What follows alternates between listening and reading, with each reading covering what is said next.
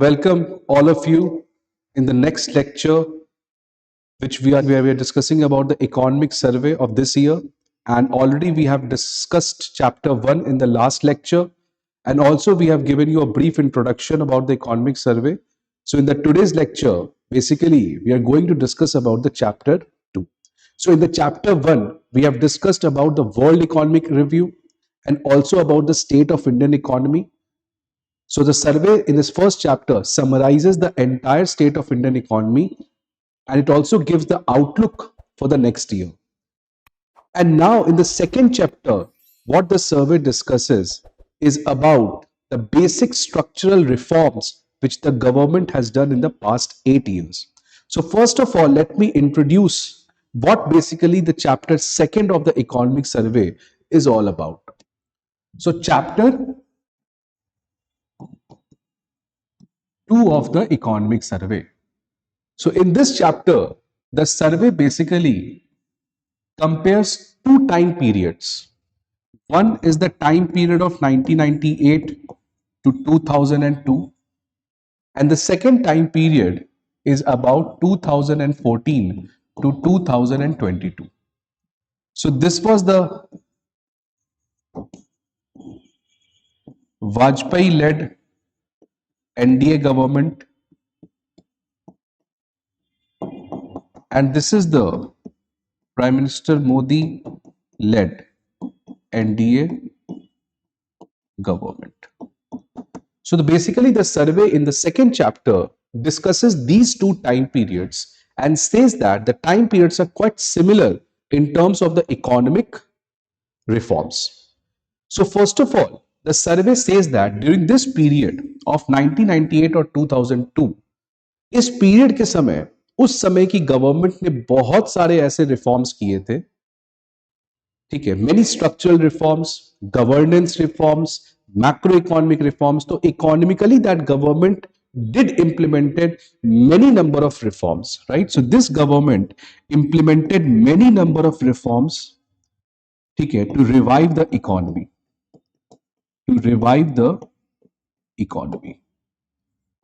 ठीक है. तो आपको पता है कि 1991 में इंडिया के पास एक बैलेंस ऑफ पेमेंट क्राइसिस आया था और उस समय इंडिया की इकोनॉमी काफी खराब हो चुकी थी, लेकिन 1991 में हमने अपने इकोनॉमी को ओपन किया, ठीक है. So from a socialist model of growth we move towards a welfare model of growth, right. तो 1991 के बाद एक सीरीज ऑफ रिफॉर्म स्टार्ट किए गए थे और सर्वे कहता है कि 1998 से 2002 में उन सारे रिफॉर्म्स को जो 1991 के बाद इंडियन गवर्नमेंट ने इकोनॉमी के एस्पेक्ट से लाया था, उन सारे रिफॉर्म्स में एक नया डायमेंशन लाया गया इस पीरियड के समय. इस पीरियड में और तेज गति से many different reforms, wide ranging reforms को लाया गया.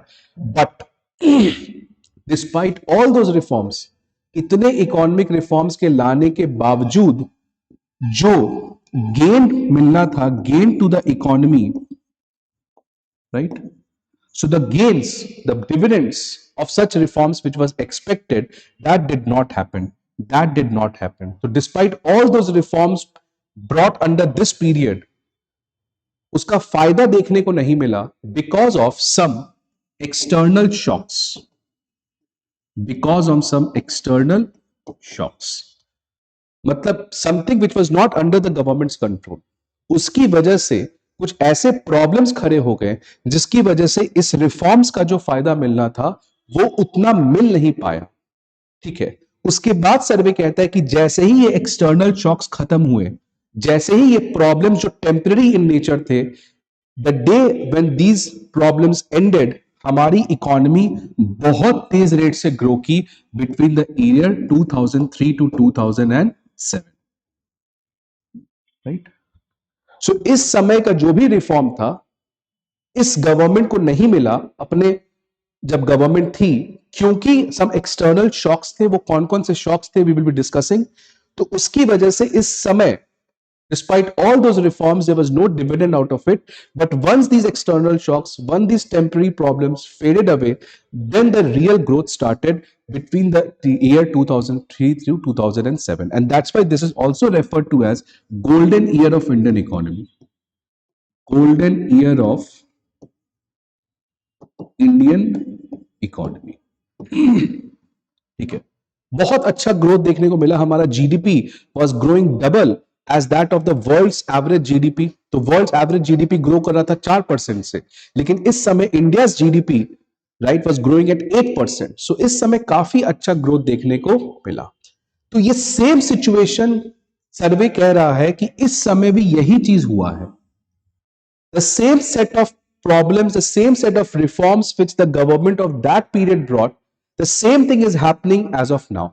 तो सर्वे कह रहा है कि 2014 से 2022 तक, in this 8 year, this current government has brought many reforms related to economy.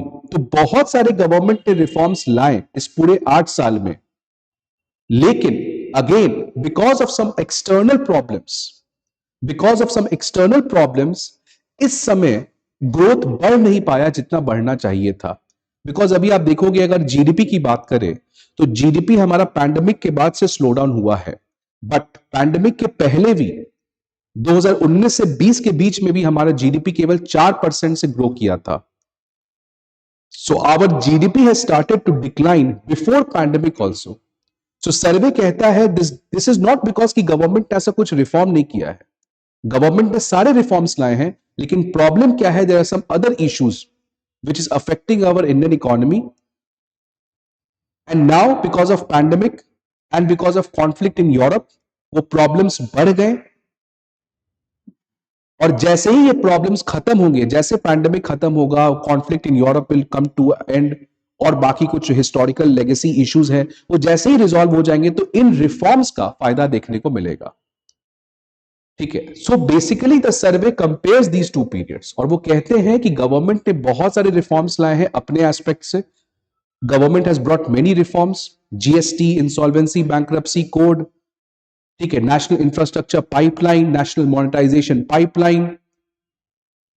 ठीक है, तो ऐसे बहुत सारे रिफॉर्म्स गवर्नमेंट ने लाए हैं, but because of some other problems, issues which are not beyond, which are not for government control, government के कंट्रोल नियंत्रण के बाहर जो चीजें हैं, उसकी वजह से वो रिफॉर्म्स का फायदा देखने को नहीं मिला।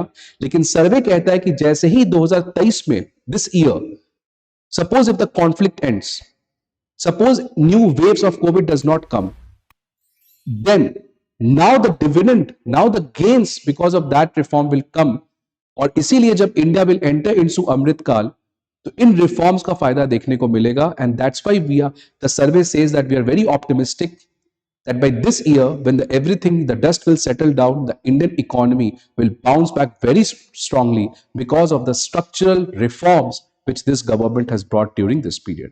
तो यही सर्वे डिस्कस करता है क्या रिफॉर्म्स आए, क्या प्रॉब्लम है, क्यों फायदा नहीं मिला, अब क्यों फायदा मिलेगा. So all those aspects are discussed in this chapter. So basically what we are trying to answer in this chapter is that despite all the reforms which has been brought by this government, development या growth आया क्यों नहीं. Because आप हमेशा पढ़ोगे GDP is growing at a much more lower rate before the pandemic also. Employment की थोड़ी सी issue आ रही है. तो क्या इसमें गवर्नमेंट का रिस्पॉन्सिबिलिटी है या कोई बाहर से चीजें अफेक्ट कर रही है इंडियन इकोनॉमी को. सो the survey says that government has done a credible job in terms of the reforms, लेकिन प्रॉब्लम्स गवर्नमेंट के बाहर से आ रही है, और जैसे ही वो प्रॉब्लम्स खत्म होगी उसके बाद हमारा इन रिफॉर्म्स का फायदा देखने को मिलेगा. So we will try to first of all understand this period and then we will come back to this period. तो इस तरीके से इस पूरे चैप्टर का हम लोग अंडरस्टैंड करेंगे what this chapter wants to really tell. So first of all, so let us read some basic introduction which has been mentioned in the survey. So it says that Indian economy has undergone transformative process of new age reforms in the last 8 years. Last 8 years का मतलब 2014 से लेके 22 तक. So during this period, the government has brought new age reforms. New age reforms मतलब reforms which were not thought of before. Reforms which are relevant of now. Big bang reforms like GST, like financial inclusion through digital infrastructure. तो ये सब नए as के reforms हैं. ठीक है, तो वो गवर्नमेंट ने पिछले 8 साल में लाया है. The reforms are aimed at two things. One, ease of living and ease of doing business. So कोई भी रिफॉर्म्स आप चाहते क्या है, लोगों का रहना आसान हो जाए, लोगों के लिए रहना काफी इजी हो जाए, एंड बिजनेस के लिए काम करना इजी हो जाए. So all those reforms have brought by keeping into focus ease of living and ease of doing business. Then, however, despite the structural and governance reforms, however, despite the structural and governance reform, along with strong macroeconomic stability, तो macro economic stability का मतलब आपको पता होगा, India में inflation under control है, India का जो करंट अकाउंट डेफिसिट है वो पैंडेमिक तक ठीक था, इंडिया का जो करंट करेंसी है, एक्सचेंज है, वो भी ठीक था, तो सब कुछ ठीक था. गवर्नमेंट ने स्ट्रक्चरल रिफॉर्म्स लाए, जैसे जीएसटी लाया, गवर्नेंस रिफॉर्म लाया, जैसे बहुत सारे ऑफेंस को under the companies act decriminalise किया, मैक्रो इकोनॉमिक स्टेबिलिटी, इन्फ्लेशन को 2 से 6% के अंदर कंट्रोल किया. इतने कुछ होने के बावजूद the expected growth did not take place. जो ग्रोथ मिलना चाहिए था because of all these things वो मिल नहीं पाया. क्यों नहीं मिल पाया? Due to some legacy issues. Legacy issues मतलब गवर्नमेंट के आने के पहले, मतलब 2014 में व्हेन दिस गवर्नमेंट केम, उसके पहले से वो इश्यूज थे, उसकी वजह से. ठीक है, because of some legacy issues such as twin balance sheet problem. So twin balance sheet हम लोग just we are going to discuss in some time. So this was the legacy issue which was not brought by this government. This was the issue which was because of the problems created by the last previous government, that is the UPA government. तो उस समय में कुछ problems थे that led to this twin balance sheet problem, and when this government came, उन problems carry किए और उसी की वजह से growth हो नहीं पाया.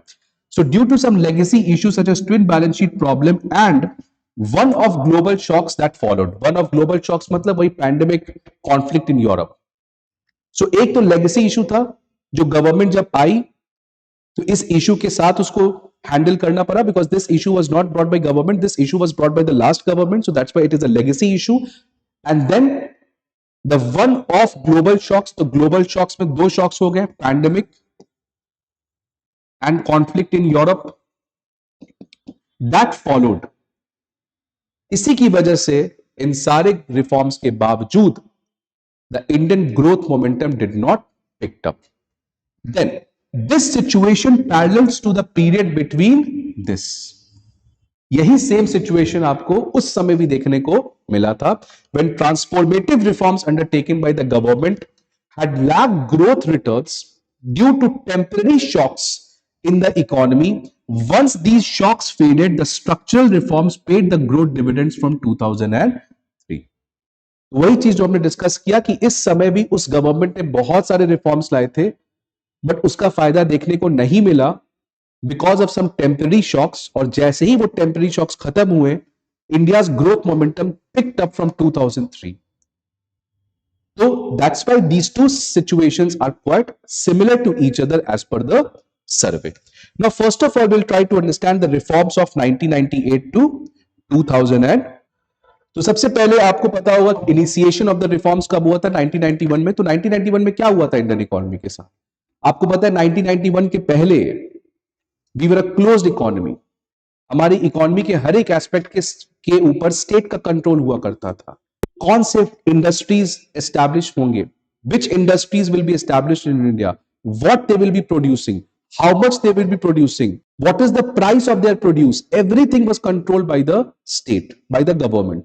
And when you do that, you kill the innovation. When you do that, you create a license raj, you give huge power to the bureaucracy, which then starts to exploit that position. And after 1991, जब ये barriers खत्म होंगे, जब इन restrictions को खत्म कर दिया गया, when private people were allowed to implement what they wanted to do, उसके बाद एक इनोवेशन, उसके बाद एक हमारा डेवलपमेंट का रियल ग्रोथ स्टोरी पिक किया. तो the reforms, the real reforms in Indian economy started by 1991, right? So the macro economic imbalances, आप हमेशा सुनोगे मैक्रो इकोनॉमिक क्या होता है? तो मैक्रो इकोनॉमिक का मतलब वही होता है fiscal deficit, inflation, current account deficit.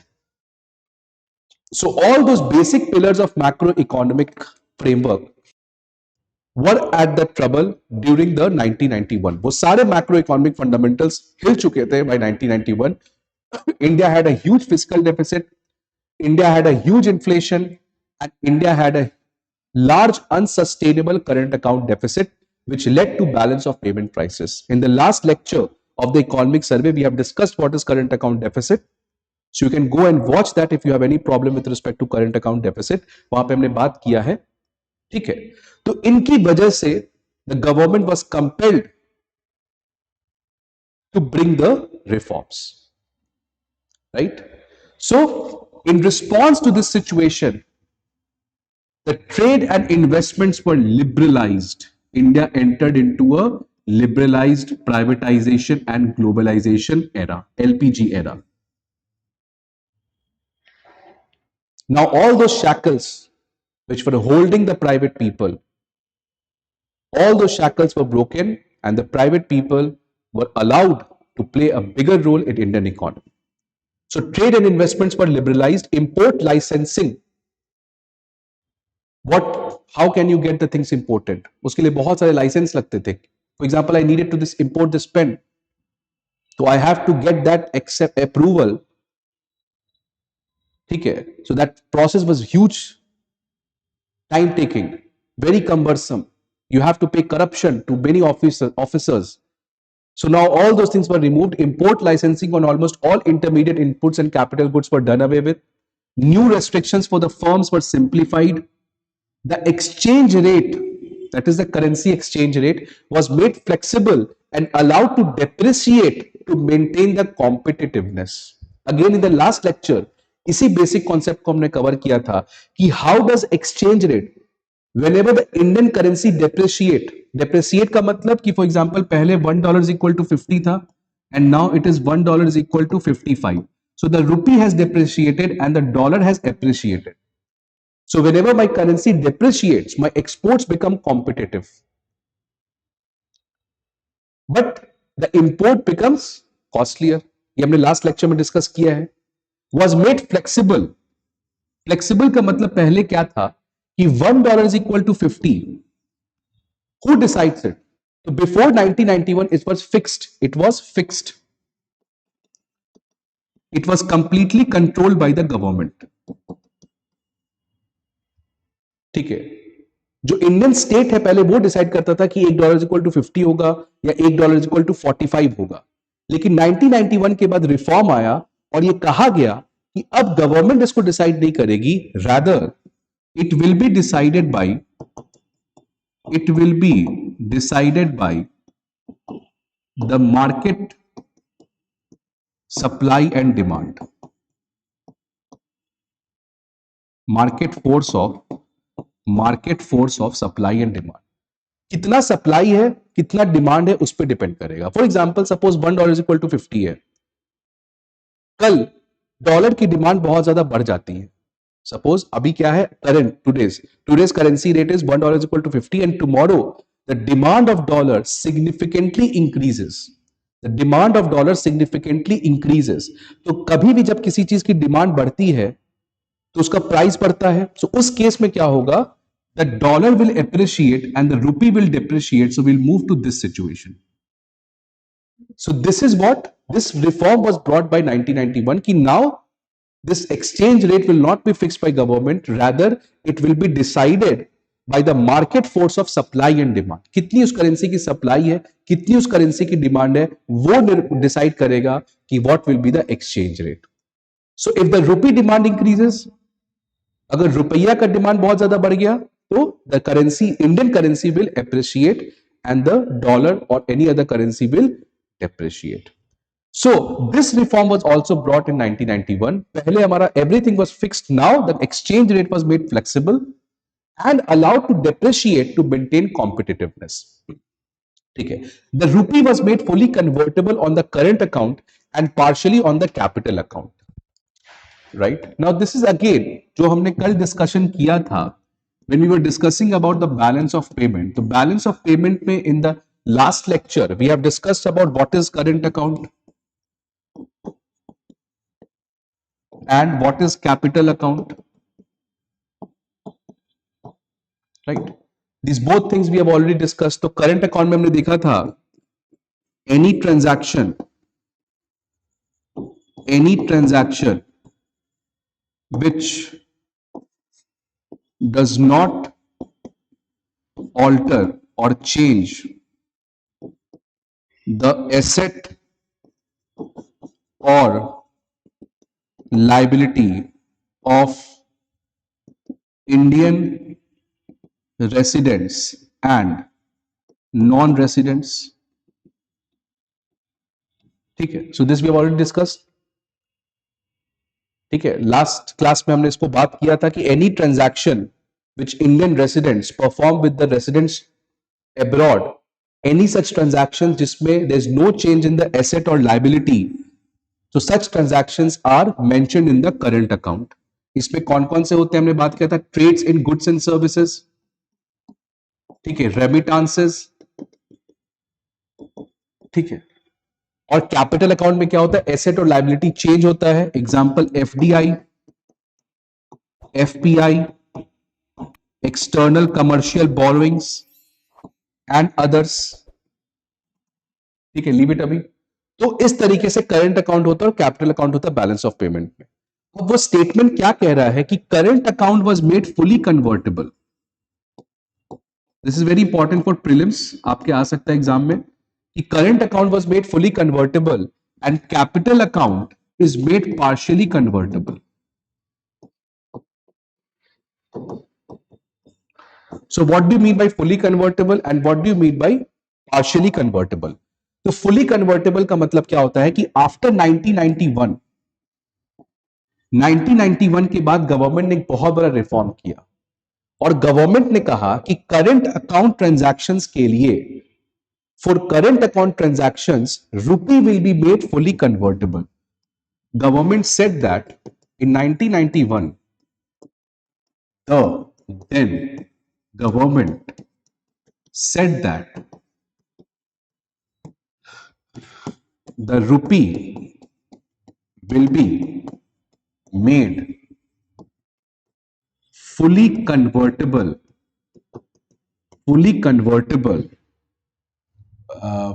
in 1991. The then government said that rupee will be made fully convertible for current account transactions. ठीक है. In 1991, the then government said that rupee will be made fully convertible for current account transactions. So fully convertible का मतलब क्या है? Current account transactions का for example मान लो I am a industrialist और मुझे कुछ raw materials को यूरोप से इंपोर्ट करना है. सपोज मैं इंडिया में एक इंडस्ट्री है मेरा एंड मुझे यूरोप से कुछ सप्लाई रॉ मटेरियल्स को इंपोर्ट करना है.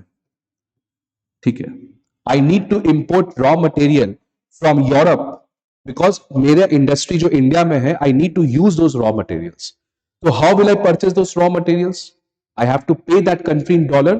तो मुझे फॉर एग्जांपल $100 देना पड़ता है इसको, उस चीज को खरीदने के लिए, because international transactions generally happen in dollar. ठीक है, so I need to pay him $100. That company जो यूरोप में, उसको $100 दूंगा तब वो मुझे सप्लाई देगा. तो ये $100 मैं लाऊंगा कहां से? I don't have that $100. I am a Indian person, I don't have dollar, I have rupee. I have rupee, so what I will do, for example $1 is equal to 50 है. तो what I will do is I will go to the RBI और banks, any bank, and I will give the bank, कितना देना पड़ेगा मुझे रुपए में? 5,000. So I will give the RBI or SBI 5,000 and I will say that please give me $100 because I need to get the things imported from Europe. So क्या RBI या SBI मना कर सकती है, बैंक्स मना कर सकती है कि नहीं मैं डॉलर नहीं दूंगा, या 5,000 नहीं, मैं केवल आपको $100 नहीं, मैं आपको केवल $50 दूंगा? नहीं, नहीं. For any current account transactions, I'm saying, for any current account transactions, you can convert your rupee into dollar without any restrictions. You can convert rupee into dollar or dollar into rupee without any conditions, without any terms and conditions. कितने पैसे भी, for example आपको मान लो $100 नहीं, $1,00,000 करना था, $1 करोड़ करना था, कुछ भी हो जाए.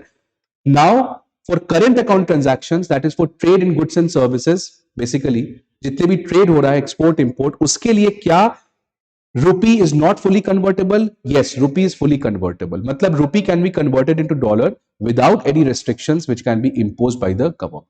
क्यों? इसका फंक्शन क्या था? Because 1991 के बाद we wanted to increase our trade.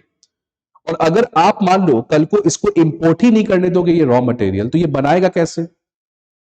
So for production that company needs raw material, उसको खरीदने के लिए डॉलर में देना पड़ेगा पैसा। तो पहले ये सब चीजें रेस्ट्रिक्टेड थी, बट अब to incentivise the trade, but now to incentivise trade, ठीक है ना, इंटीग्रेट इंडिया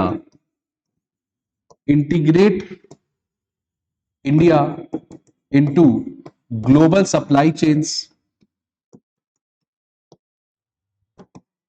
ठीक है, rupee was made fully convertible at current account, ठीक है। So this was about current account. Now let's come to capital account. अब देखो capital account में क्या होगा? एसेट लायबिलिटी चेंज हो रहा है उन ट्रांजैक्शंस का, मतलब एफडीआई, मतलब एफपीआई, मतलब एक्सटर्नल कमर्शियल बोरोइंग्स, ठीक है। अब देखो यहां आरबीआई ने क्या कहा है कि it is not fully convertible, it is partially convertible,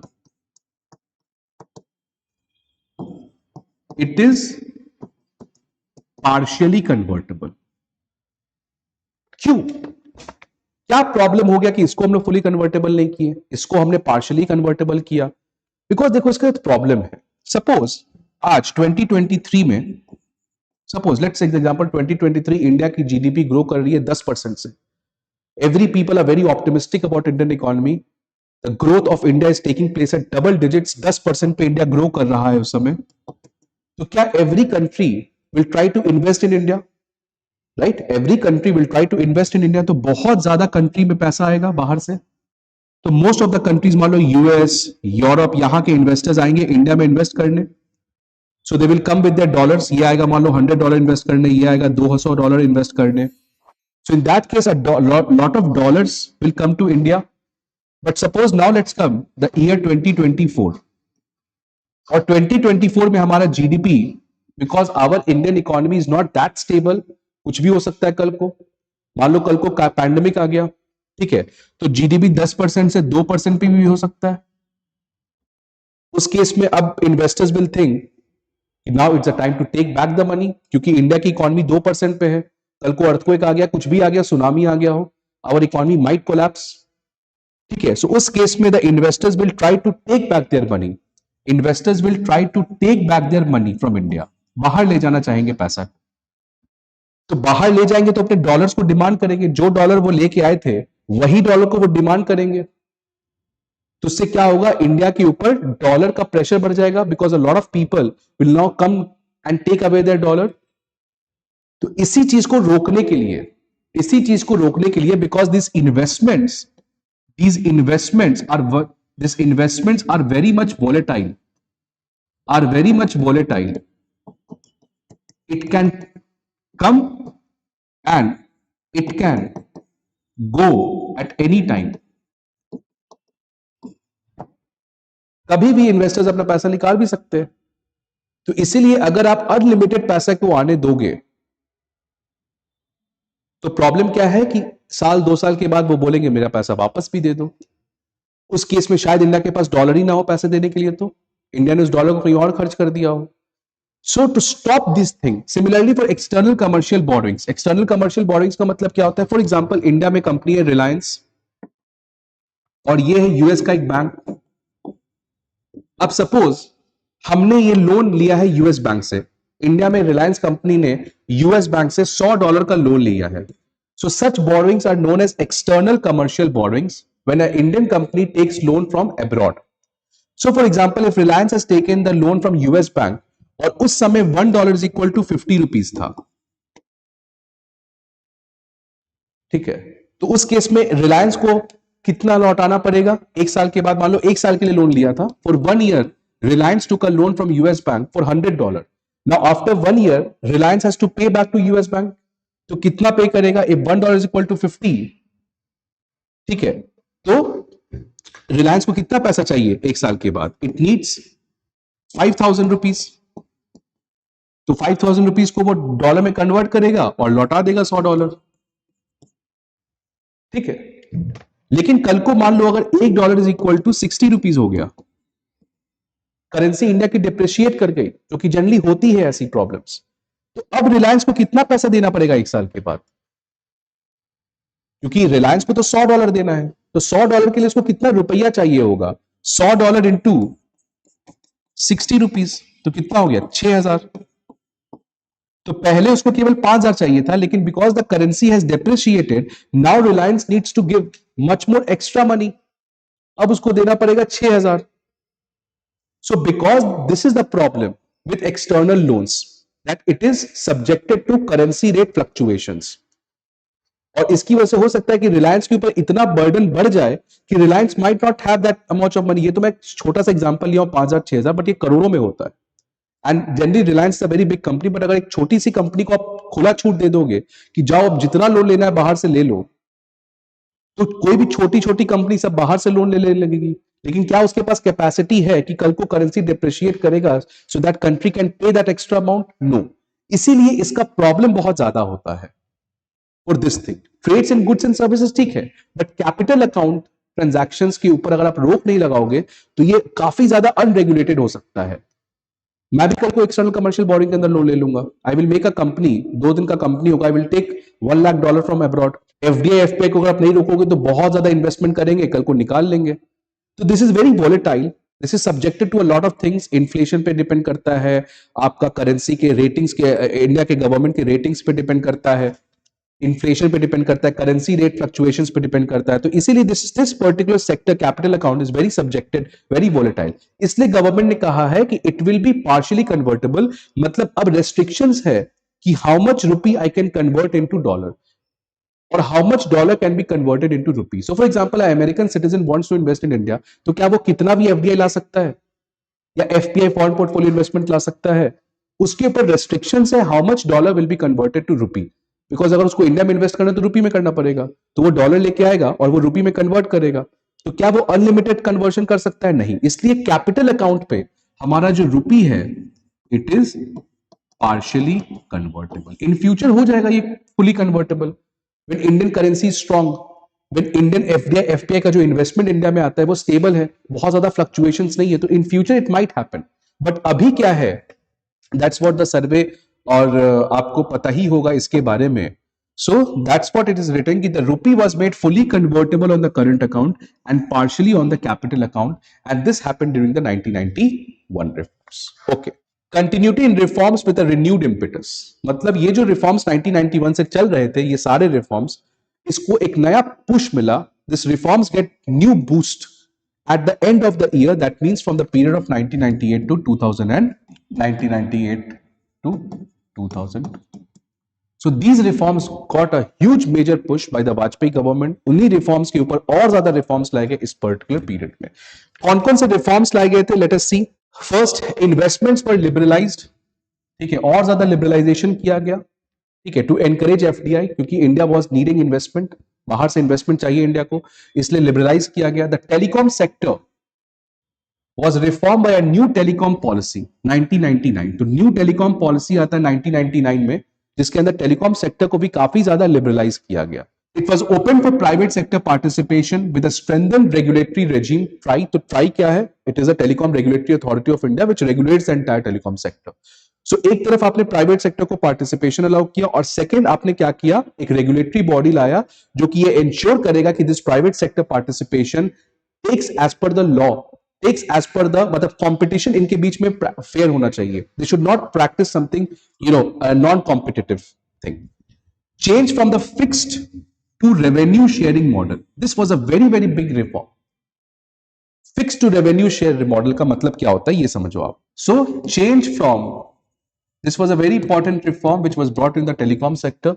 changed from, ठीक है, fixed to revenue sharing model, ठीक है। तो हमने बात किया 1999 में न्यू टेलीकॉम पॉलिसी आया, और उस टेलीकॉम पॉलिसी के अंदर एक बहुत स्ट्रक्चरल चेंज किया गया, जिसकी वजह से प्राइवेट सेक्टर पार्टिसिपेशन काफी ज्यादा बढ़ा।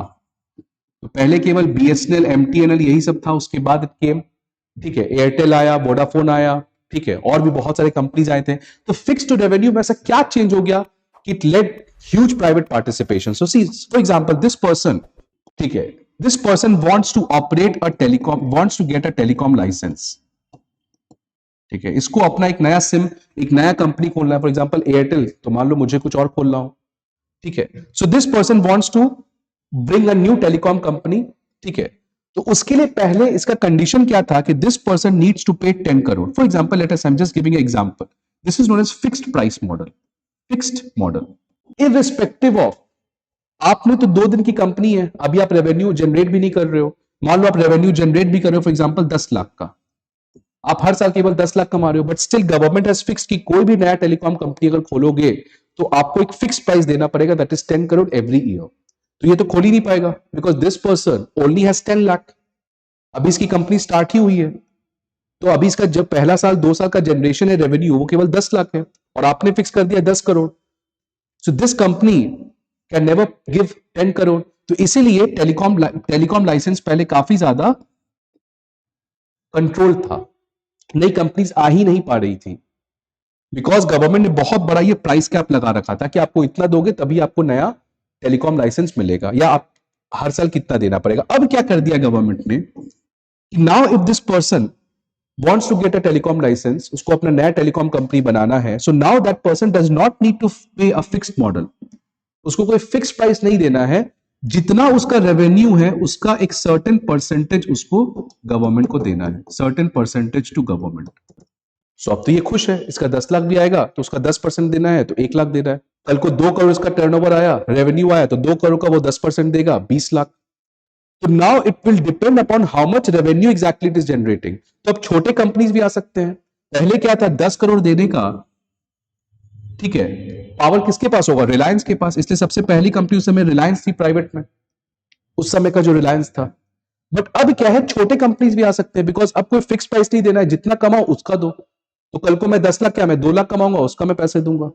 तो इसकी वजह से आपको पता है एक सीरीज ऑफ टेलीकॉम कंपनीज आए थे उस समय, एयरसेल, डोकोमो, ठीक है, ये सारे कंपनीज एवेंचुअली फेल कर गए, बिकॉज गवर्नमेंट ने क्या कहा कि अब आप सिंपल अपने जो भी रेवेन्यू है उसके ऊपर एक percentage you pay me. So in that case, many people entered into this field, but eventually they proved to be unsustainable.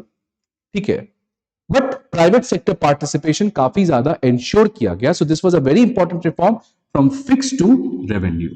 So it gave a chance to small players also to come into this particular field. So ये सब हो गया. Then साथ ही साथ उसकी वजह से हुआ क्या? उसकी वजह से हुआ क्या? It led to the IT sector boom. Because IT sector को बूम पे क्या चाहिए, इंटरनेट चाहिए, एंड इंटरनेट कौन प्रोवाइड करेगा, टेलीकॉम। तो टेलीकॉम सेक्टर में रिफॉर्म किया आपने, तो आईटी सेक्टर भी काफी ज्यादा आया, इन्फोसिस, विप्रो सब उसी समय आए थे, which has led to widespread spillover benefits. बहुत सारे बेनिफिट्स इसकी वजह से हमें देखने को मिला। साथ ही साथ 2001 में मिनिस्ट्री ऑफ डिसइन्वेस्टमेंट भी बनाया गया। पहले ये डिपार्टमेंट था, now it got converted into ministry. That shows that this government was very much serious to disinvest. इससे मैं आपको पता है मारुति सुजुकी में भी गवर्नमेंट ने अपने स्टेक को डिसइन्वेस्ट किया, ठीक है। So ministry of disinvestment was created, it was upgraded from the department of disinvestment. Launch of then largest infrastructure project of independent India, the golden quadrilateral को भी लॉन्च किया गया। सबसे इंपॉर्टेंट इंफ्रास्ट्रक्चर प्रोजेक्ट था जो दिल्ली को, कोलकाता, इधर चेन्नई और इधर मुंबई, इसको कनेक्ट करता था। So this was known as a golden quadrilateral project. So ये कहना क्या चाहा इस पूरे पॉइंट्स में कि जो रिफॉर्म्स 1991 से स्टार्ट हुए थे उसको वाजपेयी जी की गवर्नमेंट ने और ज्यादा अच्छे से इंप्लीमेंट किया, और नए रिफॉर्म्स लाए, और ज्यादा पुश किया, ठीक है। और इसके साथ ही साथ बहुत सारे स्ट्रक्चरल पॉलिसीज लाए गए to address the macro economic imbalances. Macro economic imbalances का मतलब कि आपका ग्रोथ के साथ इन्फ्लेशन भी कंट्रोल रहना चाहिए, करंट अकाउंट डेफिसिट भी कंट्रोल रहना चाहिए। तो गवर्नमेंट ने एक तरफ रिफॉर्म्स लाए टू पुश इन्वेस्टमेंट, ठीक है, to ensure private sector participation. तो एक तो रिफॉर्म का एस्पेक्ट ये होता है कि आप ज्यादा से ज्यादा लोगों को इन्वेस्ट करने के लिए आप उस प्रोसेस को रिफॉर्म करते हो। बट सेकंड, आपको ये भी देखना पड़ता है कि क्या आपके मैक्रो इकोनॉमिक इंबैलेंसेस ठीक तो नहीं है।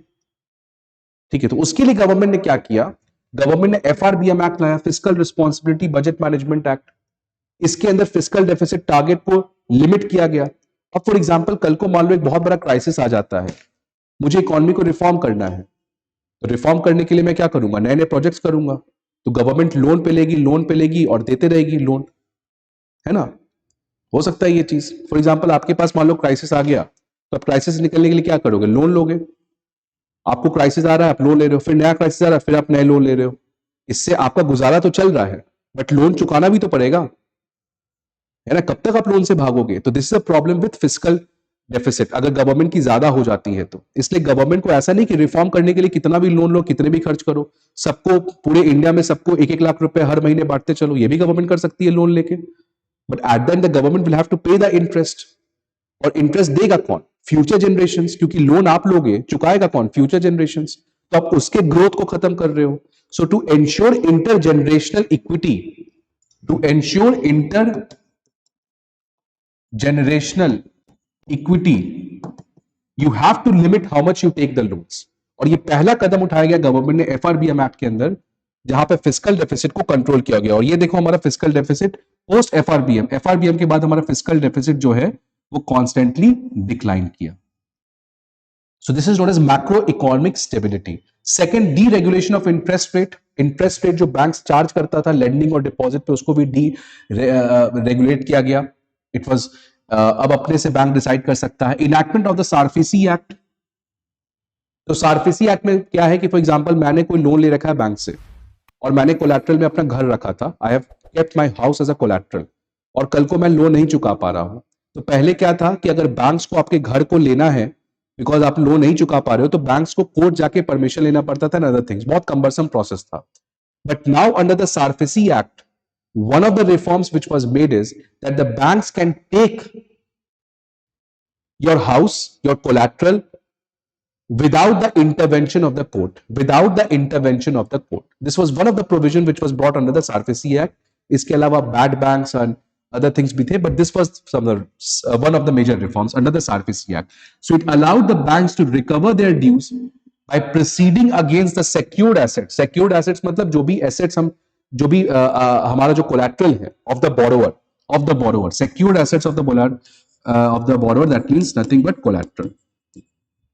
Without the intervention of the, so fast track किया गया इस पूरे process. So two type of reforms were brought by this government. One was the investment related reform and the second macroeconomic imbalances. ये सब reforms लाए, लेकिन इसके बावजूद क्या हुआ, सर्वे ने कहा ग्रोथ मिला नहीं। ठीक है। So similarly the growth in the non-food traded by the scheduled commercial banks, तो आप देख सकते हो 2000 से, क्योंकि जितना ज्यादा बैंक लेंड कर रहा है, उसका मतलब क्या है, लोग डिमांड कर रहे हैं।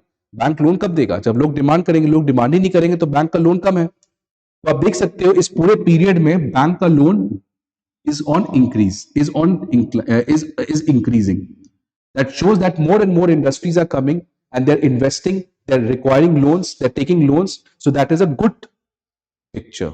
ठीक है। लेकिन उसके बाद देख रहे हो कॉन्स्टेंटली हमारा जो बैंक्स का क्रेडिट है वो डिक्लाइन कर रहा है। वो क्यों कर रहा है वो हम लोग अभी देखते हैं। ठीक है। But one of shocks that overshadowed the reforms, लेकिन बावजूद इन सारे रिफॉर्म्स में ग्रोथ डेवलपमेंट देखने को मिला क्यों नहीं, है ना। इतने सारे रिफॉर्म्स आए, but why the GDP was not able to increase during that particular period. So the survey says this is because of some external shocks which is not under the government's control. पहला shock क्या आया, sanctions by the US.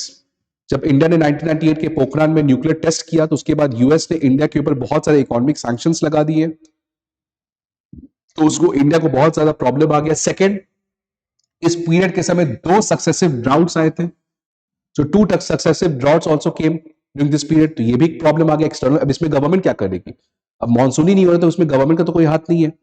ठीक है। Similarly uncertainty relating to the end of tech boom और 9/11 attacks. What is tech boom, आपको पता है 1990s में जब .com रिवॉल्यूशन आया, बहुत सारे कंपनीज .com करके आए, तो उस केस में क्या हुआ, ऐसे बहुत सारे स्टार्टअप्स को बहुत ज्यादा इन्वेस्टमेंट दिया गया, क्योंकि उस समय एक नया चीज था, लोगों को लगा कि इसकी सेक्टर की ग्रोथ बहुत अच्छी है, तो ऐसे बहुत सारे स्टार्टअप्स आए और बहुत ज्यादा उन्होंने पैसा उठा लिया मार्केट से, loan, investment and other things. But gradually most of those startups collapsed. Most of the startups were unsustainable, and most of those dot-com revolutions, dot-com startups collapsed. And that's why it was the end of the tech boom. तो जो 1990s का में जो dot-com revolution आया था, gradually by the end of that decade, by the 2000s, most of the startups which were technology led, which were based on dot-coms, they started to collapse और उससे capital market पे काफी ज्यादा affect पड़ा. So end of tech boom and 9/11 attacks के बाद भी आपको global uncertainty काफी ज्यादा increase हो गया. So because of all these things, the reforms failed to pay any dividend. Because of all these things, the reforms of 1998 to 2002 failed to pay dividend, failed to pay the India's participation in the global boom of 2003 to 2008. तो जब चीजें ठीक हुई, ये सारे shocks खत्म हुए, तो अब हमें रिफॉर्म्स का फायदा देखने को मिला. और देखो, while the global growth averaged from 4.8% during this period, the Indian economy grew at 8%, more than 8%, 9%, 10%. ठीक है. So this is the first part of this chapter जो डिस्कस करता है 1998 से 2002 के बीच में किस तरीके से रिफॉर्म्स के बावजूद ग्रोथ देखने को मिला नहीं, लेकिन जैसे वो शॉक्स खत्म हुए, अब इकोनॉमी अपने सही रूप में आगे बढ़ी. सो नाउ द सर्वे आपको बताता है, इट कंपेयर्स जो 1998 से 2002 के बीच में हुआ था, वही सेम चीज हो रहा है 2014 से 2022 के बीच में. This government has been very much proactive. Aggressively इस गवर्नमेंट ने बहुत सारे रिफॉर्म्स लाए हैं, बट इन रिफॉर्म्स का फायदा देखने को नहीं मिल रहा है. और इसमें रिस्पॉन्सिबिलिटी किसकी है? ना कि गवर्नमेंट की, बल्कि बाकी अदर चीजों की. ठीक है. So let us try to see इस गवर्नमेंट ने कैसे रिफॉर्म्स किए हैं. जैसे लास्ट जो टेन्योर हमने देखा 1998 से 2002 के बीच में, वहां पे गवर्नमेंट ने कैसे रिफॉर्म्स किए थे. यहां पे जो गवर्नमेंट का रिफॉर्म है, इट इज बेस्ड ऑन सबका साथ सबका विकास. Right. So this has been a very structural change in terms of how we need to develop. So पहले development was only led by state, government and private people. But इस government का ये focus है कि किस तरीके से हम development को decentralize करें, democratize करें, so that more and more people participate in India's developmental story. That means how you can include the farmers in development process. How you can make development Jan Andolan. That means सब people like you and me also participate in that developmental process. इसलिए इस government के जो reform policy है, उसमें paradigm shift देखने को मिलता है, एक स्ट्रक्चरल शिफ्ट, एक बहुत बड़ा चेंज देखने को मिलता है as compare to the reforms which were brought by the earlier government. इसीलिए इस गवर्नमेंट ने कहा है कि these are the reforms for new India that is based on the pillars of सबका साथ सबका विकास. राइट. सो यहां पे आप देखो किस तरीके के जो रिफॉर्म्स लाए गए हैं. See this is, so the reforms are again focus on ease of doing business and ease of living. ये पहले भी था, बट अब देखो गवर्नमेंट ने इस पूरे 8 साल में रिफॉर्म्स के कौन से 4 पिलर्स रहे हैं. पहला पिलर रहा है क्रिएटिंग पब्लिक गुड्स. ठीक है, क्रिएटिंग पब्लिक गुड्स. राइट. तो पब्लिक गुड्स का मतलब goods which can be use by anyone. For example public goods का मतलब हो गया आपका highway. So if a highway is being constructed, it can be used by any person. So such goods has been created at a very rapid, on a very rapid scale.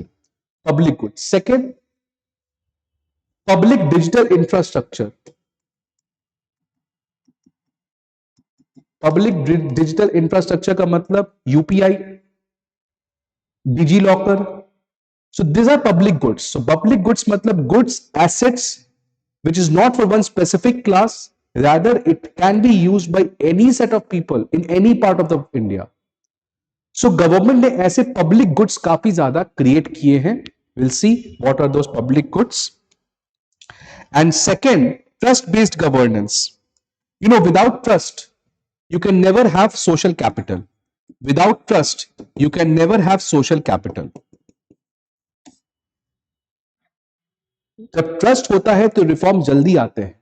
जब तक हम लोग government पे trust नहीं करेंगे, government हम पे trust नहीं करेगी, प्राइवेट इंडस्ट्रीज गवर्नमेंट पे ट्रस्ट नहीं करेंगे, and the government will not trust the corporate people, तब तक डेवलपमेंट हो नहीं सकता है.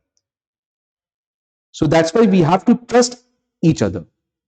फॉर एग्जाम्पल, एक प्रॉब्लम ये होता है कि टैक्स हरासमेंट बहुत ज्यादा होता है. आप कभी कभार भूल जाते हो अपना टैक्स फाइल करना, तो उसके बाद इनकम टैक्स डिपार्टमेंट आपको काफी ज्यादा हैरास करते हैं. that shows that government does not trust the people. हो सकता है उस आदमी से गलती से हुआ हो, by mistake he forgot, or because of some other reason he was not doing well. So क्या उसको harass करोगे? So now the government has tried to remove all those things so that the people are able to trust the government and government is also able to trust the people. Right? So this is the second important pillar of the reforms which the government has brought. So it has decriminalized many provisions. Very simple civil penalties has been decriminalized this time, because the government wants that people should trust it, and government bureaucrats, officers should also trust their people. Third important pillar is the agricultural productivity, right? So this is basically for rural India. How you can ensure their participation in the developmental story, their participation in the developmental story. Because until and unless you don't reform agriculture, you're not able to reform the rural India. And if you're not able to reform the rural India, your economy can never grow as per your expectations. Because maximum लोग वहीं पे रहते हैं और वही लोग basic goods की demand करते हैं. तो जब तक उन लोग के पास पैसा नहीं आएगा, वो लोग डिमांड नहीं करेंगे, और डिमांड नहीं करेंगे तो नई मैन्युफैक्चरिंग इंडस्ट्री नहीं बनेगी. ठीक है. सो चाइना में यही हुआ था. In China, if you will see, वहां का जो रूरल एरियाज है उसमें काफी ज्यादा रिफॉर्म्स लाए गए. और जब वहां पे इतने सारे रिफॉर्म्स लाए गए, school, skill development, agriculture reforms, ये सारे चीजें रिफॉर्म्स की लाके रूरल इंडियाज को बहुत ज्यादा रिफॉर्म किया गया. And when the rural India's were reform, there was a huge demand from that particular sector. उस एरिया से बहुत ज्यादा डिमांड आने लगा, एंड दैट कंपेल्ड और that nudged the industrialists to build new manufacturing plant because they wanted to cater for that demand. तो जब तक ये एरिया रिफॉर्म नहीं होगा जहां पे मैक्सिमम लोग रहते हैं, तब तक आपकी इकोनॉमी इंक्लूसिव नहीं हो सकती है. इसीलिए government has focused on agriculture sector to increase the agricultural productivity. And finally, since 1991, this reform has been made. How to ensure more and more private sector participation. कैसे आप और ज्यादा प्राइवेट सेक्टर के पार्टिसिपेशन को ensure कर सकते हो? So these are the four pillars. First, creation of public goods so that normal people participate. This is for social capital. People have a cohesion, people trust each other, government trusts people. This is for reform the rural India, and this is for ensuring the private sector participation. So these four pillars have been the major areas where the government has reformed. And इनका फायदा क्या होगा? इस सब चीजों का efficient resource allocation, resource को better way में एलोकेट किया जाएगा जब सब लोग मिलके भागीदारी रखेंगे उस डेवलपमेंटल प्रोसेस का. And overall this will lead to the enhancing the productive potential of the economy and its people. So overall इसकी वजह से इंडिया में रियल इकोनॉमिक ग्रोथ देखने को मिलेगा. ठीक है. So this is what the survey basically says. तो इसका अगर रिकैप देखें तो गवर्नमेंट सर्वे क्या कह रहा है कि after 2014 the government has brought the new India reforms. New India reforms का मतलब सबका साथ सबका विकास. और उसके लिए government has made 4 major areas जहां पे गवर्नमेंट ने रिफॉर्म किया है. पहला, on the focus on public goods का creation, trust based governance, private sector participation and agriculture productivity. So such information, such diagrams you can draw in your mains. तो mains में अगर आप इस तरीके के diagram लिखोगे और कहोगे as per the economic survey, so you will be getting a good marks. So these are the informations that's why ये PDF आपको मिलेंगे so that it's easy for you कि आप prelims जैसे खत्म होता है उसके बाद आप mains के लिए इन notes पे rely कर सकते हो. Because survey में बहुत सारे चीज लिखे हैं but we don't have to read everything because that is not relevant for our exam. ठीक है. What is relevant is everything has been written over here. Now we'll try to see एक एक करके चारों एस्पेक्ट्स को देखते हैं. पहला क्या? फोर्थ पिलर में पहला pillar, the first pillar is creating of public goods. So public goods का हमने बात किया, what are the goods which can be used by any all. So road connectivity के लिए भारतमाला प्रोजेक्ट लाया गया, पोर्ट इंफ्रास्ट्रक्चर के लिए सागरमाला लाया गया, और न्यू एयरपोर्ट्स के लिए उड़ान लाया गया। So all those are creation of what, physical infrastructure. Then national infrastructure pipeline and national monetisation pipeline, सबको पता होगा। Let me give you a brief summary. So national infrastructure pipeline के अंदर, पाइपलाइन क्या होता है, एक हमारा मैप तैयार है, एक हमारा pipeline is ready. Pipeline is ready, pipeline is ready का मतलब what India will be doing in the next 5 years in terms of infrastructure sector. तो हम लोग का टोटल 111 लाख करोड़ खर्च करना है हमें अपने इंफ्रास्ट्रक्चर के लिए, जिसमें रोड, रेलवे, पोर्ट्स इन पे आएंगे। तो अगले 5 साल में हम लोग कहां पे क्या खर्च करेंगे, किस पे कितना खर्च करेंगे, एनर्जी सेक्टर में कितना खर्च करेंगे। सो ये एक पाइपलाइन तैयार किया गया है, so that any investor feel confident that yes, India has a big plan of the coming 5 years and India has already decided how much it will be investing, ठीक है, जिससे कॉन्फिडेंस आपका इंक्रीज हो। So such kind of pipeline has been created for the infrastructure sector, जहां पे 111 लाख करोड़ का estimated हम लोग खर्च करने वाले, इससे ज्यादा भी हो सकता है, on energy sector, on roads, on railways. So this pipeline has been created by the government in the year 2019। और इसके लिए पैसा कहां से आएगा, 111 लाख करोड़ चाहिए आपको, ठीक है, उसमें कुछ सेंटर देगा, ठीक है, सेंटर का कुछ शेयर इस पैसा में, स्टेट का कुछ शेयर है इसमें, प्राइवेट पीपल के ऊपर कुछ रिस्पॉन्सिबिलिटी है, तो ये तीनों मिलके इसका पैसा देंगे, ठीक है। और national monetisation pipeline has been brought for 2 purpose, raise resource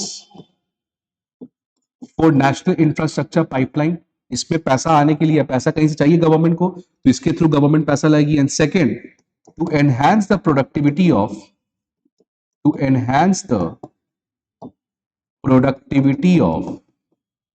existing assets, to enhance the productivity of existing assets. For example, आपको पता होगा नेशनल मोनेटाइजेशन पाइपलाइन में होना क्या है। For example, suppose this is a railway station and suppose this is a airport. तो जो airports होती है वो बनाता कौन है, वो होता किसका है, सरकार का, एयरपोर्ट अथॉरिटी ऑफ इंडिया का होता है। बट उसको हम लोग किसको दे देते हैं, फॉर एग्जांपल अभी आपको पता होगा अदानी को, Adani has got 6 new airports. तो अदानी का वो एयरपोर्ट नहीं हुआ है, उसको 10 साल के लीज के लिए उस एयरपोर्ट को ऑपरेट करने के लिए दिया गया है, ठीक है। सो एयरपोर्ट अभी भी गवर्नमेंट का है, बट क्योंकि गवर्नमेंट के पास इतना रिसोर्स नहीं है, गवर्नमेंट के पास इतना एक्सपर्टीज नहीं है, टाइम नहीं है कि उस एयरपोर्ट को मैनेज करे, तो after the construction the government monetises it, जैसे आप अपने यूट्यूब चैनल को मोनेटाइज कर देते हो, तो वैसे गवर्नमेंट ने अपने एयरपोर्ट को, जो एग्जिस्टिंग इंफ्रास्ट्रक्चर है, the government gives on for a specific time period, 10 साल, 15 साल, 20 साल के लिए, टू अ प्राइवेट पीपल, कि अब आप इसको ऑपरेट करें और हर साल जितना आप रेवेन्यू जनरेट करते हो उसका एक हिस्सा आप हमें देते रहना। इससे देखो फायदा क्या हुआ, पहला तो गवर्नमेंट के पास एक फिक्स्ड रिसोर्स आ रहा है, हर साल गवर्नमेंट को दिमाग लगाना पड़ रहा है, बैठे बैठे पैसा आ रहा है। Second, you know that private people operate the things in a much more better manner as compare to government sector. जब आप एयरपोर्ट जाओगे तो आप देखो कितना वेल प्लान्ड होता है, हर चीज बहुत ज्यादा अच्छे से ऑपरेशनल होता है। ऑपरेशनल का मतलब, फॉर एग्जांपल ये एयरपोर्ट है, तो प्राइवेट पीपल क्या करेगा, उससे ज्यादा रिसोर्स, मतलब ज्यादा से ज्यादा रेवेन्यू जनरेट करना पड़ेगा, तो इस पर्टिकुलर यहां पे एक शॉप ओपन कर देगा, यहां पे एक रेस्टोरेंट ओपन कर देगा, उससे पैसे कमाएगा। So private people will try to utilise that area in the best possible manner. But अब रेलवेज में चल जाओ, रेलवे स्टेशन के पास इतना बड़ा लैंड होता है, इतना बड़ा रेलवे स्टेशन होता है, but in most of the railway station you don't have the place to eat, you don't have the place to relax, the areas are simply wasted, it is not productively utilised. तो अगर इसी railway station को कल को मान लो हम लोग एक प्राइवेट पीपल को दे दिए फॉर 20 years, कि आप 20 साल तक आप इस रेलवे स्टेशन को ऑपरेट करो, सो अब ये क्या करेगा, now this person will try to maximise its revenue. तो वो क्या करेगा, एक रेस्टोरेंट को यहाँ पे ओपन करने के लिए परमिशन दे देगा, कोई बुक स्टोर ओपन कर देगा, ठीक है, एनी अदर कुछ हैंडीक्राफ्ट के शॉप ओपन कर देगा, ठीक है। So that private person will try to maximise the revenue generating from that particular asset. इसी को कहते हैं monetisation. The government monetises its existing infrastructure to a private people for a particular duration, और इस 20 साल के बाद क्या होगा, ये एयरपोर्ट वापस गवर्नमेंट के पास चल जाएगा। So by this thing raise resource and second productivity. तो आप इसलिए देखोगे एयरपोर्ट जाओगे तो एवरीथिंग इज वेल प्लान, और उससे एयरपोर्ट्स हमेशा प्रॉफिट में रहते हैं बिकॉज वो लोग उस एरिया को काफी अच्छे से प्लान करके special shops and other things को ओपन करते हैं जो ज्यादा ज्यादा वो रिसोर्स जनरेट कर पाए। But that is not the case with railway station. और एक एग्जांपल मैंने ले लिया, और ऐसे जितने भी गवर्नमेंट के इंफ्रास्ट्रक्चर्स हैं वो जितना रिसोर्स जनरेट कर सकते हैं हर साल वो उतना कर नहीं पाते हैं because of poor planning, poor implementation and other things like that. इसलिए गवर्नमेंट हैज ट्राइड, एक बहुत बड़ा स्कीम लाई है 2021 में जहां पे गवर्नमेंट जितने भी अपने इंफ्रास्ट्रक्चर्स हैं उनको अब मोनेटाइज करेगी। So these are the good big reforms which government has brought. Now ये देखो यूनियन गवर्नमेंट का जो कैपेक्स है, क्योंकि हमने देखा पब्लिक गुड्स, हाईवे बनाने के लिए, रेलवे बनाने के लिए पैसा चाहिए, तो capital expenditure as a percentage of GDP, capital expenditure as a percentage of GDP, मतलब कैपिटल एक्सपेंडिचर का मतलब वही आपके पास पब्लिक गुड्स आ गया, मतलब आपके पास रेलवेज, रोड्स, पोर्ट्स, हाईवेज, ठीक है, एयरपोर्ट्स और बाकी चीजें, तो इसको कहते हैं कैपिटल एक्सपेंडिचर। तो ये देख रहे हो आपका कॉन्स्टेंटली, अभी देखो आपका लगभग कितना है, it is close to 3.5% of GDP, ठीक है, FY23 में, ठीक है। तो ये देख लो आफ्टर पैंडेमिक एक काफी ज्यादा इंक्रीज देखने को मिला है। तो यही हम लोग लास्ट चैप्टर में भी I think so we have seen this, या अगले चैप्टर में हम लोग देखेंगे इस चीज को, किस तरीके से गवर्नमेंट ने आफ्टर पैंडेमिक ज्यादा से ज्यादा पैसा कैपिटल एक्सपेंडिचर में खर्च किया है, ठीक है। पहले की गवर्नमेंट्स क्या करती थी, ज्यादा से ज्यादा रेवेन्यू एक्सपेंडिचर पे खर्च करती है, और रेवेन्यू एक्सपेंडिचर का मतलब सैलरी देना, सब्सिडी देना, ये सब चीजें देना, तो इससे कोई ज्यादा फायदा नहीं होता इकोनॉमी को, फायदा बेसिकली कैपिटल एक्सपेंडिचर। तो अगर 100 रुपए आप रोड बनाने पे खर्च करते हो तो इकोनॉमी को 400 का फायदा होता है, that is 4x। This is the beauty of capital expenditure, and now the government has made a qualitative shift, इसी को कहते हैं qualitative shift, qualitative shift in terms of its expenditure. तो पैसा खर्च करना है, बट खर्च करने का क्वालिटी क्या है, क्या उसको सब्सिडी में देना है या क्या उसमें हम लोग को रोड्स बनाना है। So now this government has focused on capex creation, right. So this is again important आपका। Now creation of public digital infrastructure, this has been the new age reforms, इसी को हम लोग कह सकते हैं। पहले डिजिटल वर्ल्ड नहीं था, आज आपको पता है 21st century is the world of digital. आज टेक्नोलॉजी की वजह से a lot of things has been simplified. आज ड्राइविंग लाइसेंस पाना, आज आपको एक बैंक अकाउंट खोलने के लिए केवल आधार कार्ड के थ्रू आप बैंक अकाउंट ओपन कर सकते हो, ठीक है। सो दीज आर नोन, आप किसी को इजीली पैसे ट्रांसफर कर सकते हो बाय यूपीआई। पहले आपको बैंक में लाइन लग के या बहुत सारे प्रॉब्लम्स के थ्रू आप पैसे ट्रांसफर करते थे। So all these things are public digital infrastructure, ठीक है। ये बहुत इंपॉर्टेंट रिफॉर्म्स है बिकॉज इससे हुआ क्या है कि more and more people have been brought into the financial sector. Financial sector का मतलब बैंक्स, एनबीएफसी, इनमें लोग आ गए हैं, पहले ये लोग बाहर थे। तो जैसे ही किसी कंट्री का फाइनेंशियल इंक्लूजन होता है, उस कंट्री में क्या होता है, बहुत सारा फायदा देखने को मिलता है। फॉर एग्जाम्पल पहले किसी को लोन लेना था तो वो अनऑफिशियल फॉर्म सोर्स से लेता है, इनफॉर्मल सोर्स से लेता है, और वो इनफॉर्मल सोर्स बहुत ज्यादा एक्सॉर्बिटेंट रेट चार्ज करता है। But now that person gets include in the financial sector, that is the banking sector, तो वो क्या करेगा, अपना कुछ पैसा डिपॉजिट करेगा, उस डिपॉजिटेड पैसा से गवर्नमेंट, उस बैंक लोन दे सकती है किसी को। साथ ही साथ अब आपको लोन लेना बैंक्स में, दैट इज फॉर्मल सोर्स से लेना आसान है, इंटरेस्ट रेट भी चार्ज कम होता है, ठीक है। So now the government has focused on public digital infrastructure. So this emphasis during the last few years has been a game changer event. जैसे आप देख लो, जो जान ट्रिनिटी है, प्रधानमंत्री जनधन योजना, मोबाइल फोन्स और आधार, इसके थ्रू आप डायरेक्टली आप बेनिफिट ट्रांसफर कर रहे हो। तो पहले कितना करप्शन होता था इसमें, आज हर एक सब्सिडी का पैसा आपको डीबीटी के थ्रू आ जाता है अकाउंट, अपने आपके अकाउंट में। So that's a very important thing. फिर देखो आपके पास the population covered with bank accounts has increased from 53% to 78%। तो कितने लोगों के पास बैंक अकाउंट है, तो now it has increase to 78% in 2019 to 2021, ठीक है। फिर आपके पास देखो, हमारे पास डिजिटल वेरिफिकेशन के लिए e KYC, DigiLocker, UPI, ये सब all everything has supported financial inclusion. So this are known as public digital infrastructure, जो पहले नहीं था, ये अभी आया है, यूपीआई, आधार, ये सब अभी आया है आपका। सो इससे सोचो आपका लाइफ कितना सिंपल हो गया है, और इससे गवर्नमेंट को काफी ज्यादा फायदा मिलता है बिकॉज करप्शन बहुत कम हो गया है इससे। So these are known as public digital infrastructure, or this is where India's strength lies. India's strength lies. तो कोई क्वेश्चन पूछता है कि इंडिया चाइना के साथ कंपीट कैसे कर सकता है? इकोनॉमिकली भी कैन नॉट. चाइना के पास बहुत ज्यादा resources compare to India, but India lead कहां पे करता है in terms of this public digital infrastructure.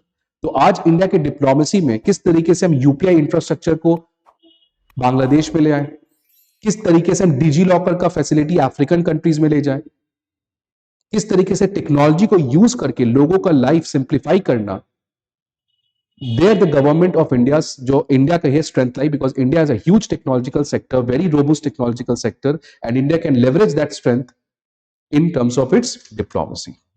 Then आता है हमारे पास आपका, then some other reforms has been brought like ONDC, Open Network for Digital Commerce, and Account Aggregator Framework. ठीक है, so ONDC and Account Aggregator Framework has also been brought. And similarly PM Gati Shakti. तो ये तीन चीजें, एक ये हो गया, एक ये हो गया, this one and this one. So पहला देखते हैं what is ONDC, open network for digital commerce. पहले क्या होता था, फॉर एग्जांपल दिस इज, ये बेसिकली ई कॉमर्स के लिए लाया गया है. This ONDC is for e commerce sector. अब देखो ई कॉमर्स सेक्टर में क्या होता है. For example if this is Amazon and this is Flipkart. तो पहले फॉर एग्जांपल आपको पता है कि अमेजॉन क्या एक मार्केट प्लेस है जहां पे वो सेलर्स को कनेक्ट करता है कंज्यूमर्स के साथ. So suppose these are the sellers, this is shop 1, this is shop 2 and this is shop 3 and these are the consumers on this side.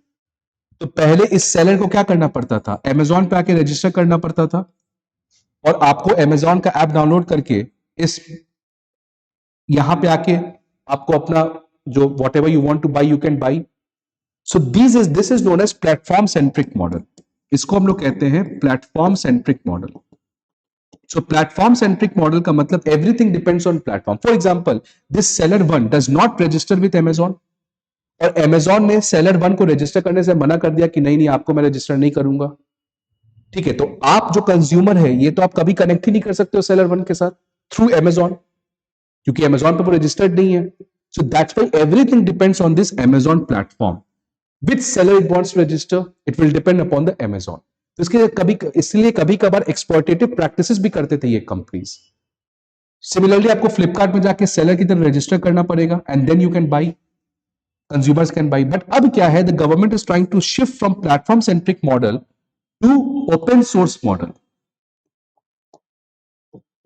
अब ओपन सोर्स मॉडल में प्लेटफॉर्म का relevance कम हो जाएगा. फॉर एग्जाम्पल अब government क्या करेगी, एक क्लाउड इंफ्रास्ट्रक्चर बनाएगी.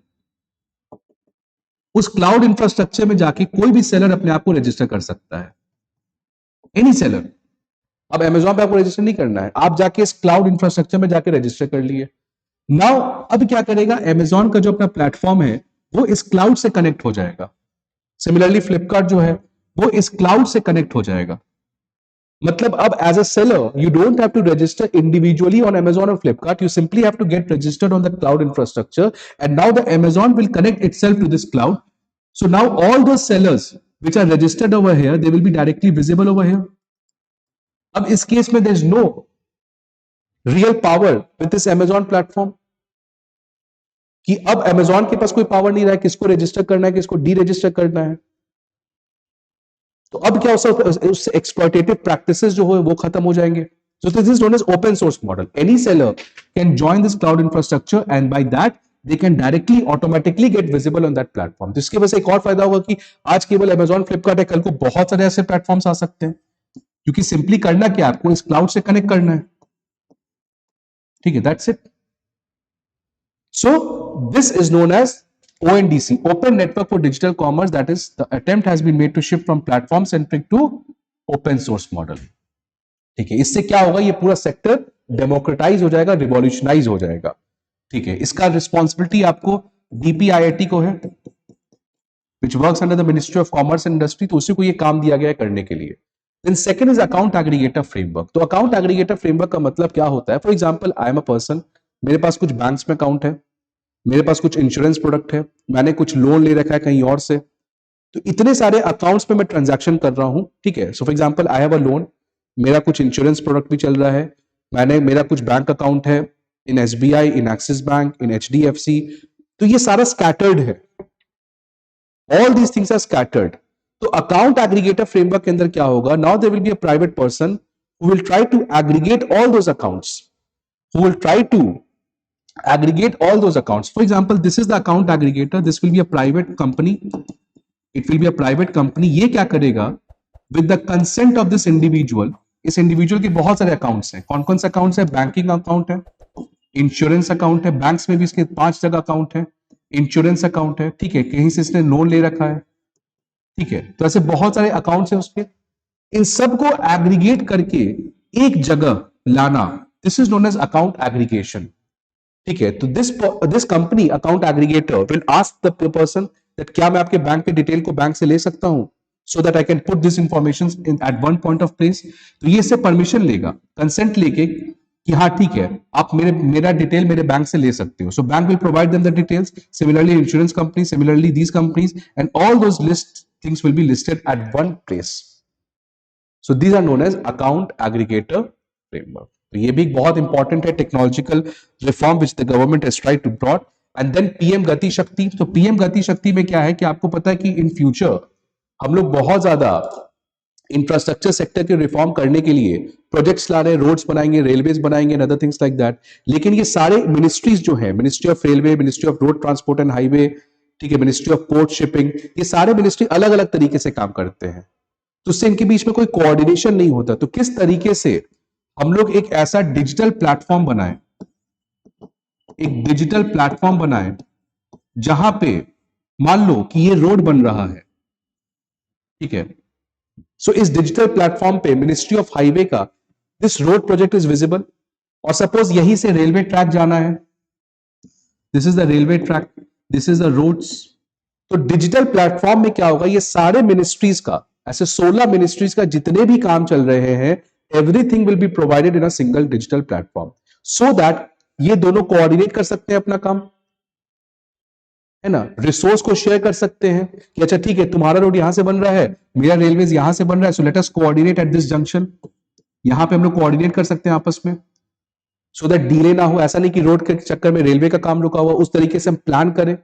तो सारे इंफ्रास्ट्रक्चर लाइन के मिनिस्ट्रीज को एक जगह, एक प्लेटफॉर्म पर कोऑर्डिनेट करने के लिए पीएम गति शक्ति लाया गया है। गति शक्ति का मतलब इंफ्रास्ट्रक्चर को शक्ति, गति लाना, जल्दी जल्दी रिफॉर्म हो सके। आपको पता होगा पहले रोड बन जाता था और रोड को फिर खोदा जाता था गैस पाइपलाइन बिछाने के लिए, because of poor coordination between the two ministries, है ना। रोड बन चुका, फिर रोड को वापस से खोदो, फिर उसमें गैस पाइपलाइन लाओ।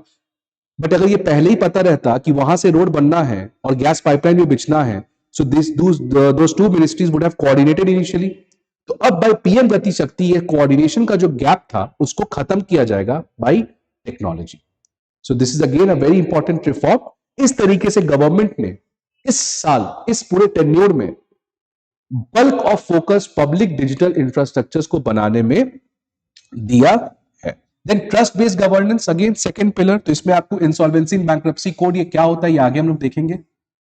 किस तरीके से अगर मान लो मेरी कंपनी डूब गई तो क्या मुझे हैरास किया जाएगा, या क्या मेरे पास एक इजी वे है जिससे मैं अपने कंपनी से एग्जिट कर सकता हूं उसको बेच के।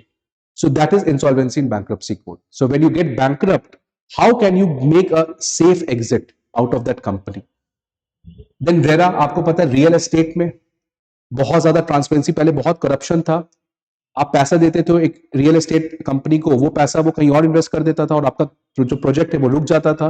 But now because of RERA, a lot of transparency has been brought into the sector, so people have started to trust now that decriminalization of minor economic offenses, simplifying the process, tax policy reforms like faceless assessment and faceless appeal, GST, reducing corporate tax, removing the dividend distribution tax, इसको DDT को होता है वही dividend distribution tax, ठीक है।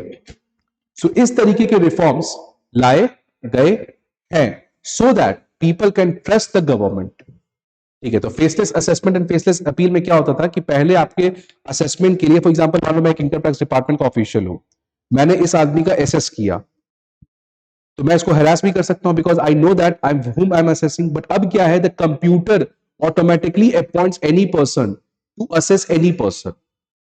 उससे जो पहले डिस्कशन था कि चलो ठीक है तुम मुझसे दुश्मनी लियो, मैं तुम्हारा टैक्स असेस करता हूं और मैं तुम्हें एक्सपर्ट करूंगा कल, but now it has been made faceless. So again the use of technology to for trust building. Then और देख सकते हो जीएसटी आगे भी पढ़ेंगे, बट जीएसटी किस तरीके से it has emerge as a very stable tax.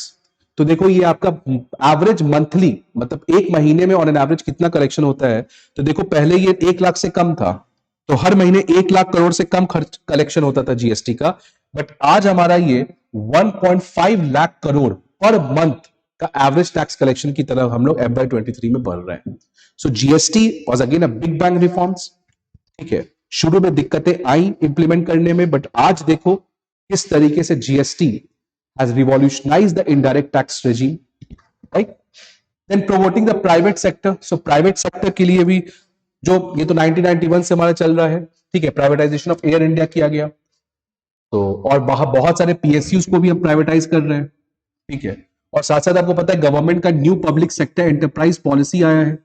इस पॉलिसी के अंदर गवर्नमेंट ने कहा है कि केवल 4 सेक्टर्स में जो स्ट्रैटेजिक सेक्टर्स हैं, फॉर एग्जांपल जैसे आपका हो गया एटॉमिक एनर्जी, स्पेस, डिफेंस, तो ऐसे 4 स्ट्रैटेजिक सेक्टर्स में हम लोग केवल एक पीएसयू रखेंगे, और बाकी जितने भी नॉन स्ट्रैटेजिक सेक्टर्स हैं उनमें सब पीएसयूज को हम लोग बंद कर देंगे या सेल कर देंगे। So only in 4 strategic sectors, only in 4 strategic sectors there will be one PSU, and in non-strategic sectors all the PSUs will be closed or it will be sold to any other person. ठीक है। Then enhance India's manufacturing capabilities, हमें पता है manufacturing का target कितना है India का, it has to be raised to 25% of GDP by 2025। ये हमारा बहुत बड़ा टारगेट है, क्योंकि जब मैन्युफैक्चरिंग बढ़ेगा तभी एम्प्लॉयमेंट बढ़ेगी। सो मैन्युफैक्चरिंग सेक्टर के लिए गवर्नमेंट ने आत्मनिर्भर भारत स्कीम लाया है, मेक इन इंडिया लाया है, प्रोडक्शन लिंक्ड इंसेंटिव स्कीम लाया है, ठीक है, नेशनल लॉजिस्टिक्स पॉलिसी लाया है, जिसके अंदर लॉजिस्टिकल कॉस्ट मतलब cost which is incurred during the time of transportation. तो अगर ये पेन एक स्टेट में बनता है तो दूसरे स्टेट में इसको ले जाने में जो खर्च आता है उसको कहते हैं लॉजिस्टिकल कॉस्ट। और इंडिया का टारगेट है 16% है अभी ऑफ जीडीपी, इसको घटा के हमें 9% करना है बाय 2024। सो हमारा इंडिया का लॉजिस्टिकल कॉस्ट काफी ज्यादा है because of poor infrastructure, road, railways उसका अच्छे से है नहीं हमारा, इसलिए लॉजिस्टिकल कॉस्ट बहुत ज्यादा बढ़ जाता है, इसलिए सामान का दाम भी बढ़ जाता है। तो उसको कम करने के लिए लॉजिस्टिक्स को इंप्रूव करना पड़ेगा, and that's what is target is.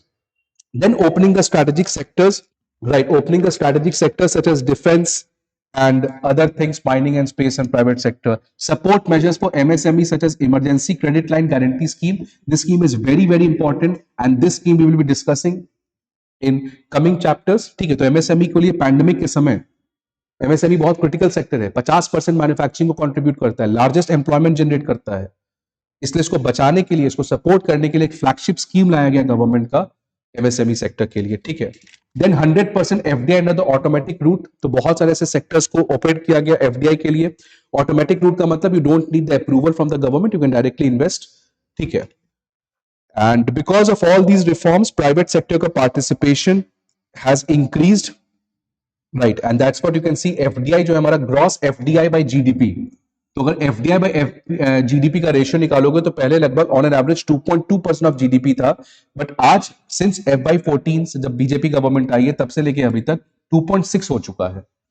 So because of all the things people from abroad also are optimistic about India because of these reforms, और इसलिए FDI का ग्रोथ हमारा इंक्रीज हुआ है। देन फोर्थ लास्ट पिलर जो है इसमें हमारा enhancing the productivity of agriculture, ठीक है, इसका पर्पस क्या है, रूरल डेवलपमेंट को इंश्योर करना, ठीक है। और इसके लिए आपको पता है गवर्नमेंट ने बहुत सारे एग्रीकल्चर में रिफॉर्म्स लाए, तो हमारा एवरेज एनुअल ग्रोथ जो है वो 4.6% रहा लास्ट 6 इयर्स में एवरेज ग्रोथ। और जनरली हमारा एग्रीकल्चर का टारगेट कितना है कि अगर हर साल एग्रीकल्चर 4% से ग्रो करे तो हमारा जीडीपी 8% से ग्रो करता है। सो अगर 4% ग्रो कर रहा है तो ठीक है, and that has been the case. 4.6% से ऑन एन एवरेज हमारी एग्रीकल्चर की जीडीपी ग्रो की है। क्यों ग्रो की है इतने अच्छे से? Because of good monsoons and various reforms जो गवर्नमेंट ने लाया है। कौन कौन से रिफॉर्म्स गवर्नमेंट ने लाया है हमारा?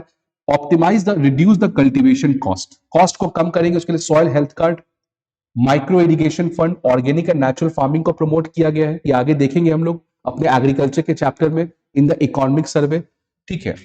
उसके बाद FPOs, farmer producer organisations, and e NAM, that is e national agriculture market. Again ये सारे चीजों को हम लोग अपने आगे आने वाले चैप्टर्स में डिटेल में डिस्कशन करेंगे, ठीक है।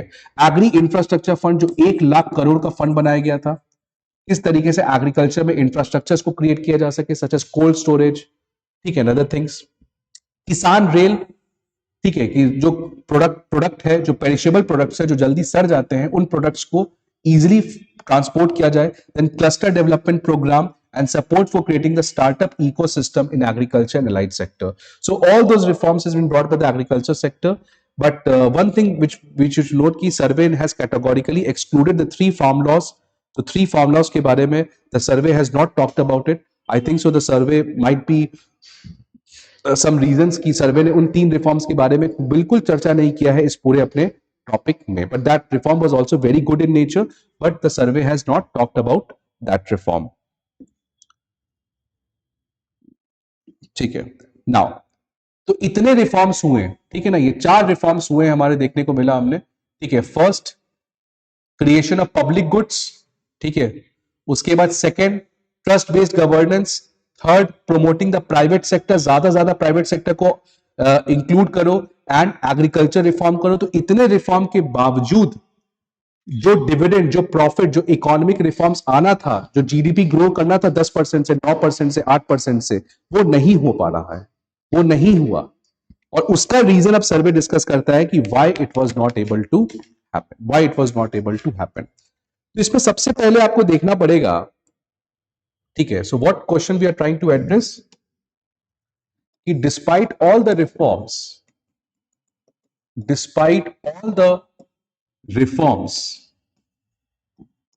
undertaken by the government during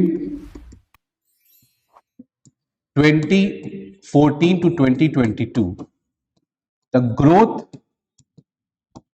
did not happen as expected, ठीक है। So despite all the reforms, वो जो 4 पिलर्स ऑफ रिफॉर्म थे, the growth did not happen as expected. जो एक्सपेक्टेड था उतना ग्रोथ हुआ नहीं। क्यों? इसका रीजन जो है वो सर्वे देता है 2 रीजन। एक तो सबसे बड़ा रीजन है लेगेसी इशू, कहता है। लेगेसी इशू मतलब जो यूपीए के एरा में आया था वही लेगेसी इशू है। और सेकेंड पैंडेमिक, उसके बाद conflict in Europe. So these are the major issues why ये रिफॉर्म इस समय देखने को नहीं मिला। तो लेगेसी इशू पहले देखते हैं। लेगेसी इशू में बात कर रहे हैं twin balance sheet problem. Twin balance sheet problem, ठीक है। ये एक बहुत बड़ा प्रॉब्लम था जो जब ये गवर्नमेंट आई थी तो इस प्रॉब्लम उसके साथ भी आया था, बिकॉज ये प्रॉब्लम पहले से चल रहा था। तो ये गवर्नमेंट जब आई तो ये सबसे बड़ा प्रॉब्लम था गवर्नमेंट के पास, और इसी प्रॉब्लम को गवर्नमेंट ने पिछले 5-6 साल में ठीक किया। और जब ये ठीक हो ही रहा था तब ये आ गया, ठीक है। सो ये प्रॉब्लम को पहले गवर्नमेंट ने ठीक किया, ये गवर्नमेंट ने प्रॉब्लम ठीक कर दिया। Now this problem is not there with India. Now the growth was expected to happen because this problem was eliminated, this legacy issue has been resolved। और जैसे ही ये सब चीज हो गया उसके बाद नए प्रॉब्लम्स आ गए, ठीक है। तो यही सर्वे कहता है कि जैसे ही अब ये वाले प्रॉब्लम्स खत्म हो जाएंगे, ये प्रॉब्लम तो खत्म हो गया। नो व्हेनेवर बाय 2023 मान लो कल कॉन्फ्लिक्ट इन यूरोप रुक जाता है, सीज फायर हो जाता है, पैंडेमिक का मान लो कोई नया वेव नहीं आता है, तो after 2023 when India will enter into, when India is in its Amrit Kaal, India will progress at a much more higher growth than anyone can expect. तो सबसे पहले समझते हैं पहला प्रॉब्लम। ये सब प्रॉब्लम तो क्लियर ही है। ये प्रॉब्लम समझते हैं, what is twin balance sheet problem. Twin balance sheet problem, इसमें देखो हुआ क्या कि 1998 से लेके 2002 तक गवर्नमेंट ने बहुत सारे रिफॉर्म किए, ठीक है। लेकिन उस समय रिफॉर्म का आउटकम आया नहीं। लेकिन हमने देखा किस तरीके से 2003 से लेके 2007 के बीच में हमारा रिफॉर्म देखने को मिला, हमारा रिफॉर्म देखने को मिला। लेकिन इसके बाद क्या आया आपके पास, 2008 में ग्लोबल फाइनेंशियल क्राइसिस आया, ठीक है, ग्लोबल फाइनेंशियल क्राइसिस आया, ठीक है। अब समझते हैं इसको थोड़ा और डिटेल में। तो पहले रिफॉर्म्स यहां पे आए, 2003 से 2007 के बीच में इंडिया काफी अच्छे से ग्रो किया। 2008 में ग्लोबल फाइनेंशियल क्राइसिस हुआ। अब देखो यहां पे क्या हुआ, यहां पे इकोनॉमी काफी ठीक चल रही है। ये एक जो दौर था, ये जो समय था, ये इंडिया के लिए काफी अच्छा था। Indian economy was growing at a very good pace. तो जब आपकी इकोनॉमी इतने अच्छे से ग्रो करती है तो lot of people become optimistic, यहां तो सब कुछ अच्छा होगा, ये तो बेस्ट है। तो इस केस में क्या हुआ, बहुत सारा एफडीआई आया इंडिया में, और साथ ही साथ बहुत सारे इंडस्ट्रियलिस्ट्स नया नया इन्वेस्टमेंट किए। ठीक है, बहुत सारे इंडस्ट्रियलिस्ट ने नया नया इन्वेस्टमेंट किया और बाहर से भी बहुत ज्यादा पैसा आया, because every people were started to feel optimistic about Indian economy, because Indian economy सही में अच्छे से ग्रो कर रहा था। ठीक है, लेकिन फिर प्रॉब्लम क्या आया कि जितने भी इंडस्ट्रियलिस्ट ने इन्वेस्ट किया, इन्वेस्ट कैसे करोगे आप, लोन के फॉर्म में, तो उन सारे इंडस्ट्रीज ने बहुत ज्यादा लोन ले लिया, बिकॉज सबको लगा कि इंडिया का तो ग्रोथ आ चुका है, अब तो इंडिया ग्रो करेगा, बहुत तेज रेट से ग्रो करेगा, is no problem, so let us take loan. Loan लेके चलो हाईवे बनाते हैं, लोन लेके पोर्ट्स बनाते हैं, लोन लेके रेलवे का नया पट्टी बिछाते हैं, जो भी करना है करो। So every people were optimistic, every industries were optimistic, global investors were very optimistic, and that's why huge investment was there, and to support investment a huge loan was there, a huge loan was taken, तो बहुत ज्यादा loan लिया गया। लेकिन gradually क्या हुआ कि ये जो ऑप्टिमिज्म है, ये जो ग्रोथ था, it come to halt, the growth come to halt. अब प्रॉब्लम्स आने स्टार्ट हो गए बाय द एंड ऑफ 2006-7। उस समय क्या हुआ, ये जितने भी लोन थे, फॉर एग्जाम्पल हाईवे बनाने के लिए मैंने लोन ले रखा है, बट हाईवे बनाने का काम रुक गया। क्यों रुक गया, इन्वायरमेंटल क्लियरेंस नहीं मिला। ठीक है, तो ऐसे बहुत सारे प्रोजेक्ट्स रुक गए, और जब 2008 ग्लोबल फाइनेंशियल क्राइसिस आया तब और ज्यादा प्रोजेक्ट्स रुक गए। तो इसकी वजह से ये जो लोन्स थे ये बहुत ज्यादा हो गए थे प्राइवेट पीपल के, तो इसी को हम लोग कहते हैं over leveraged corporate balance sheet. मतलब जो कॉर्पोरेट सेक्टर है वो बहुत ज्यादा ओवर लेवरेज था, मतलब बहुत ज्यादा उसने लोन ले लिया था। ठीक है, अब वो लोन चुका नहीं पा रहा है। ठीक है, तो लोन चुका नहीं पाएगा तो प्रॉब्लम किसके पास होगा, बैंक्स के पास। तो बैंक्स के एनपीएस बढ़ना स्टार्ट हो गए। ठीक है, because now these people are not able to pay their loan. Loan तो ले लिया था ऑप्टिमिज्म में, बट आज वो प्रोजेक्ट डिलीवर नहीं कर पा रहे हो। आज एक्सटर्नल शॉक्स लग गए हैं, ग्लोबल फाइनेंशियल क्राइसिस जैसे, डोमेस्टिक शॉक्स में इन्वायरमेंटल क्लियरेंस, लैंड एक्विजिशन, वो सारे इश्यूज अटक गए हैं आपके। तो अब जो कॉर्पोरेट बैलेंस शीट है वो तो ऑलरेडी बहुत ज्यादा लोन ले रखा है, because it is highly over leverage. So now इसका तो मैक्सिमम क्या होगा, सारा पैसा इंटरेस्ट चुकाने में खर्च हो रहा है, तो ये नया इन्वेस्टमेंट क्या करेगा। तो इसने अपना इन्वेस्टमेंट कट कर दिया पूरा, क्योंकि है ही नहीं पैसा इन्वेस्ट करने के लिए। और बैंक्स के पास एनपीएस बढ़ने लगे, तो बैंक्स की भी जो बैलेंस शीट है वो भी खराब हो गई। ठीक है, तो balance sheet of corporate sector वो खराब हो गया, because it was over leveraged, highly over leveraged है। कंपनी 100 रुपए का लोन ले रखा है 200 रुपए का, बिकॉज सारे बैंक्स ने बहुत ज्यादा ऑप्टिमिज्म में लोन दे दिया। तो अब तो उसका हालत खराब है, बिकॉज मैक्सिमम पेमेंट जो है उसका इंटरेस्ट रेट में जा रहा है, और यहां पे क्या हो रहा है, बैंक्स के एनपीएस काफी ज्यादा इंक्रीज हो गए हैं, तो बैंक्स की भी बैलेंस शीट अफेक्ट कर गई है। So this is known as twin balance sheet problem. When the balance sheet of corporate sector and banks दोनों ही डेटोरिएट करते हैं, ठीक है। So that is known as the twin balance sheet problem, और यही लेगेसी इशू था। तो जब 2014 में गवर्नमेंट आई, तो 2008 से लेके 2014 इसी पीरियड में आपका एनपीए बढ़ा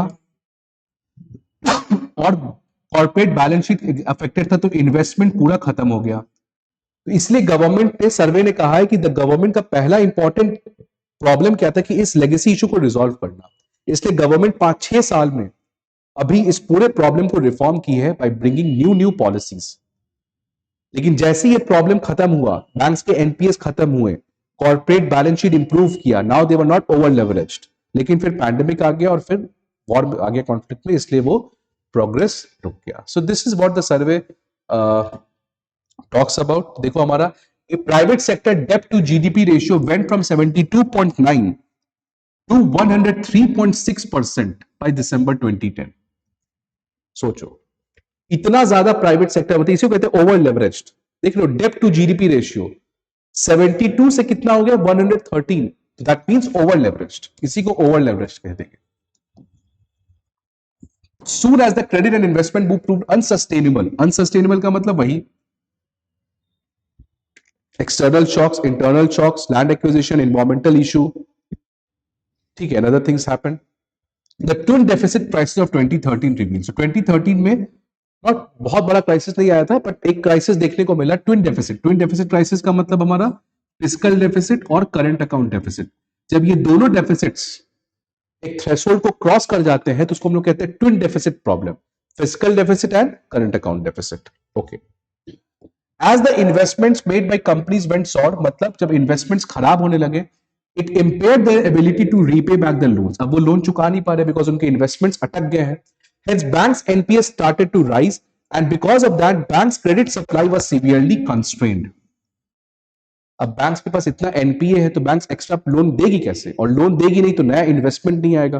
तो जो अच्छे कंपनीज हैं वो भी इन्वेस्ट करना चाह रहे होंगे, तो वो लोन ले जाएंगे बैंक्स के पास, बैंक्स लोन के लिए मना कर देगी बिकॉज बैंक्स के पास खुद इतने एनपीएस आ चुके हैं। So that's why the bank's credit supply was severely constrained due to the stress in their balance sheet during the second decade, that is 2015 से लेके 20 तक। इसीलिए हमारा यहां पे आप देखोगे इन्वेस्टमेंट आ नहीं पाया नया, बिकॉज इन्वेस्टमेंट के लिए सबसे इंपॉर्टेंट है आपको बैंक्स को लोन देना चाहिए, बट बैंक्स लोन दे ही नहीं रही थी, because of that the investment completely committed to a halt. इसलिए इंडिया का मैन्युफैक्चरिंग सेक्टर बढ़ा नहीं, इसलिए जीडीपी उस रेट से बढ़ नहीं रही थी, ठीक है, because of this has led to a long period of repair. इसलिए गवर्नमेंट इस पूरे रिपेयर किया, फाइनेंशियल मतलब बैंक्स के बैलेंस शीट को, और नॉन फाइनेंशियल का मतलब कॉर्पोरेट सेक्टर के बैलेंस शीट को। In the second half of the last decade from 2015 to 2020 क्या क्या रिफॉर्म्स थे, amendments to the SARFAESI act, insolvency and bankruptcy code, ये आगे देखेंगे, एसेट क्वालिटी रिव्यू, ठीक है, एसेट्स मतलब बैंक्स के एसेट्स क्या होते हैं, जो बैंक्स के लोन दिए हैं तो उसका टाइमली रिव्यू करो, क्या वो लोन सही में एसेट है कि लायबिलिटी बन रहा है बैंक के लिए। देन प्रॉम्प्ट करेक्टिव एक्शन, ठीक है, प्रॉम्प्ट करेक्टिव एक्शन भी हम लोग आगे जाके देखेंगे, आप न्यूज में पढ़ते हो prompt corrective actions. So prompt corrective actions क्या है, जब भी आरबीआई को लगता है कि this bank is not performing well, तो RBI imposes this prompt corrective action framework के अंदर उस बैंक को ले आती है, और उसके बाद बैंक्स के ऊपर रेगुलेशंस को बढ़ा दिया जाता है। So this prompt corrective action basically depends upon उस बैंक का नेट एनपीए कितना है, उसका कैपिटल एडिक्वेसी रेशियो कितना है, उसका लेवरेज रेशियो कितना है, ये सब आगे पढ़ेंगे हम लोग, ठीक है। So these reforms were brought. Then recapitalisation of public sector banks, ठीक है, पब्लिक सेक्टर बैंक्स को ज्यादा गवर्नमेंट ने सपोर्ट किया, पैसे दिए, सो दैट आप फर्दर लोन को आगे बढ़ाओ। So these were the reforms, मतलब यही क्या रिफॉर्म किया जा रहा है, ट्विन बैलेंस शीट को ठीक किया जा रहा है यहाँ पे। Now things were about to improve, but then came the collapse of the NBFC, IL&FS, infrastructure lending and financial services.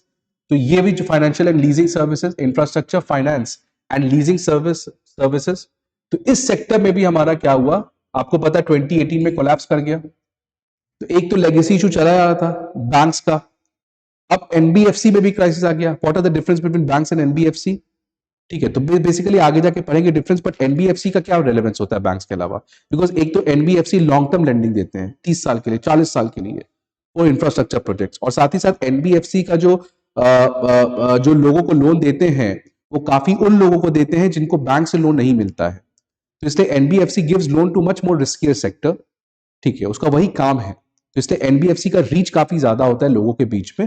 And other differences are there, will discuss when will discuss the banking sector, ठीक है। तो ये सब crisis के बाद एक और बहुत बड़ा क्राइसिस आ गया बैंकिंग सेक्टर या पूरा फाइनेंशियल सेक्टर में, कि एनबीएफसी क्राइसिस आ गया, ठीक है। तो ये सब चीजों से हम लोग ठीक करते, लेगेसी इशू को खत्म कर ही रहे थे कि एक और नया इशू आ गया 2018, and then the pandemic struck, and then conflict of war in Europe. So legacy issue ठीक हो रहा है कि 2018 में एनबीएफसी क्राइसिस, उसके बाद ये दोनों चीज, और इसी की वजह से the period of 2014 to 2020 is analogous to the period of 1998 to 2000।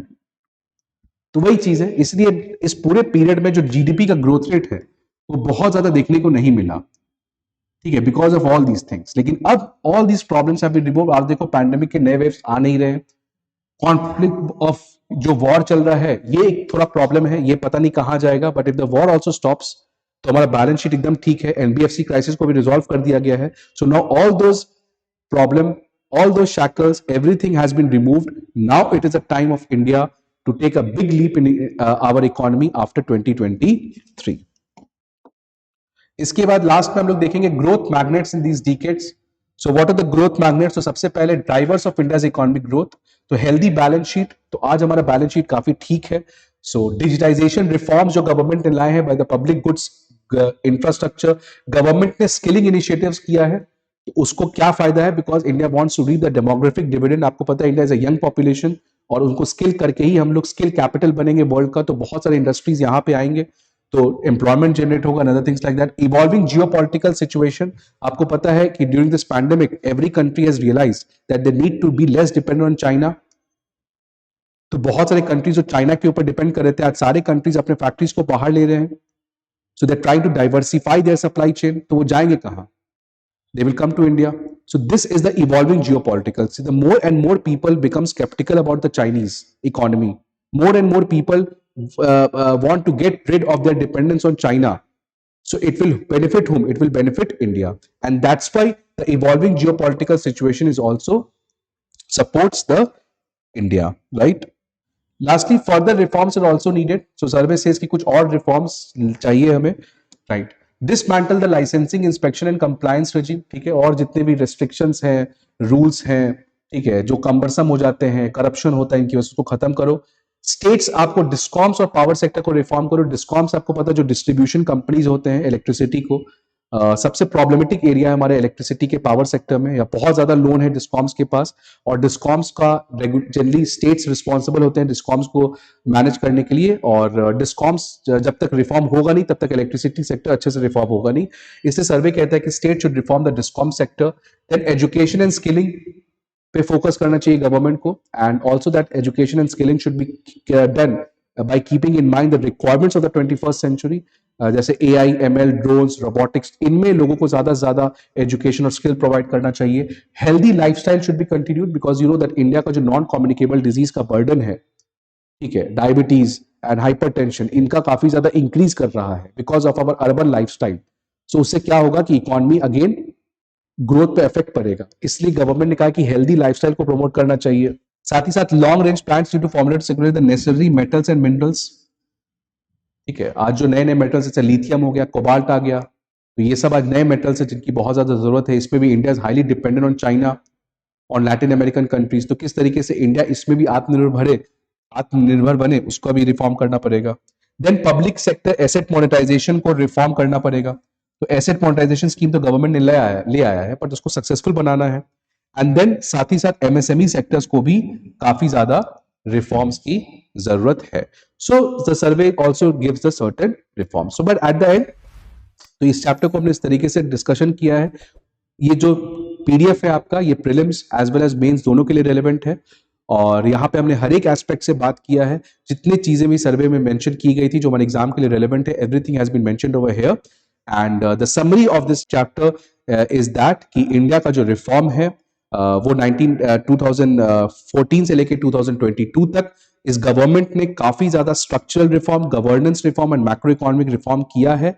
उस रिफॉर्म के 4 पिलर्स थे, but despite all those reforms, जो dividend we would have got from that reform, that was not there because of many external shocks and legacy issues. But now when all the things has been resolved, when the dust is started to get settled down, now the India's time has come that after 2023 India will take a big leap in terms of its economic growth, and the real potential which India has, now it will be reflected when India enters, or India will have in its Amrit Kal. So in the next lecture we'll be talking about the chapter 3, which basically discusses about the fiscal development. So I hope you like this lecture. Please like the channel, subscribe to our channel, and be tuned to follow all these series which we will be having on the economic survey. So thank you all of you. Don't forget to like, share and subscribe to our channel and press the bell icon to never miss an update.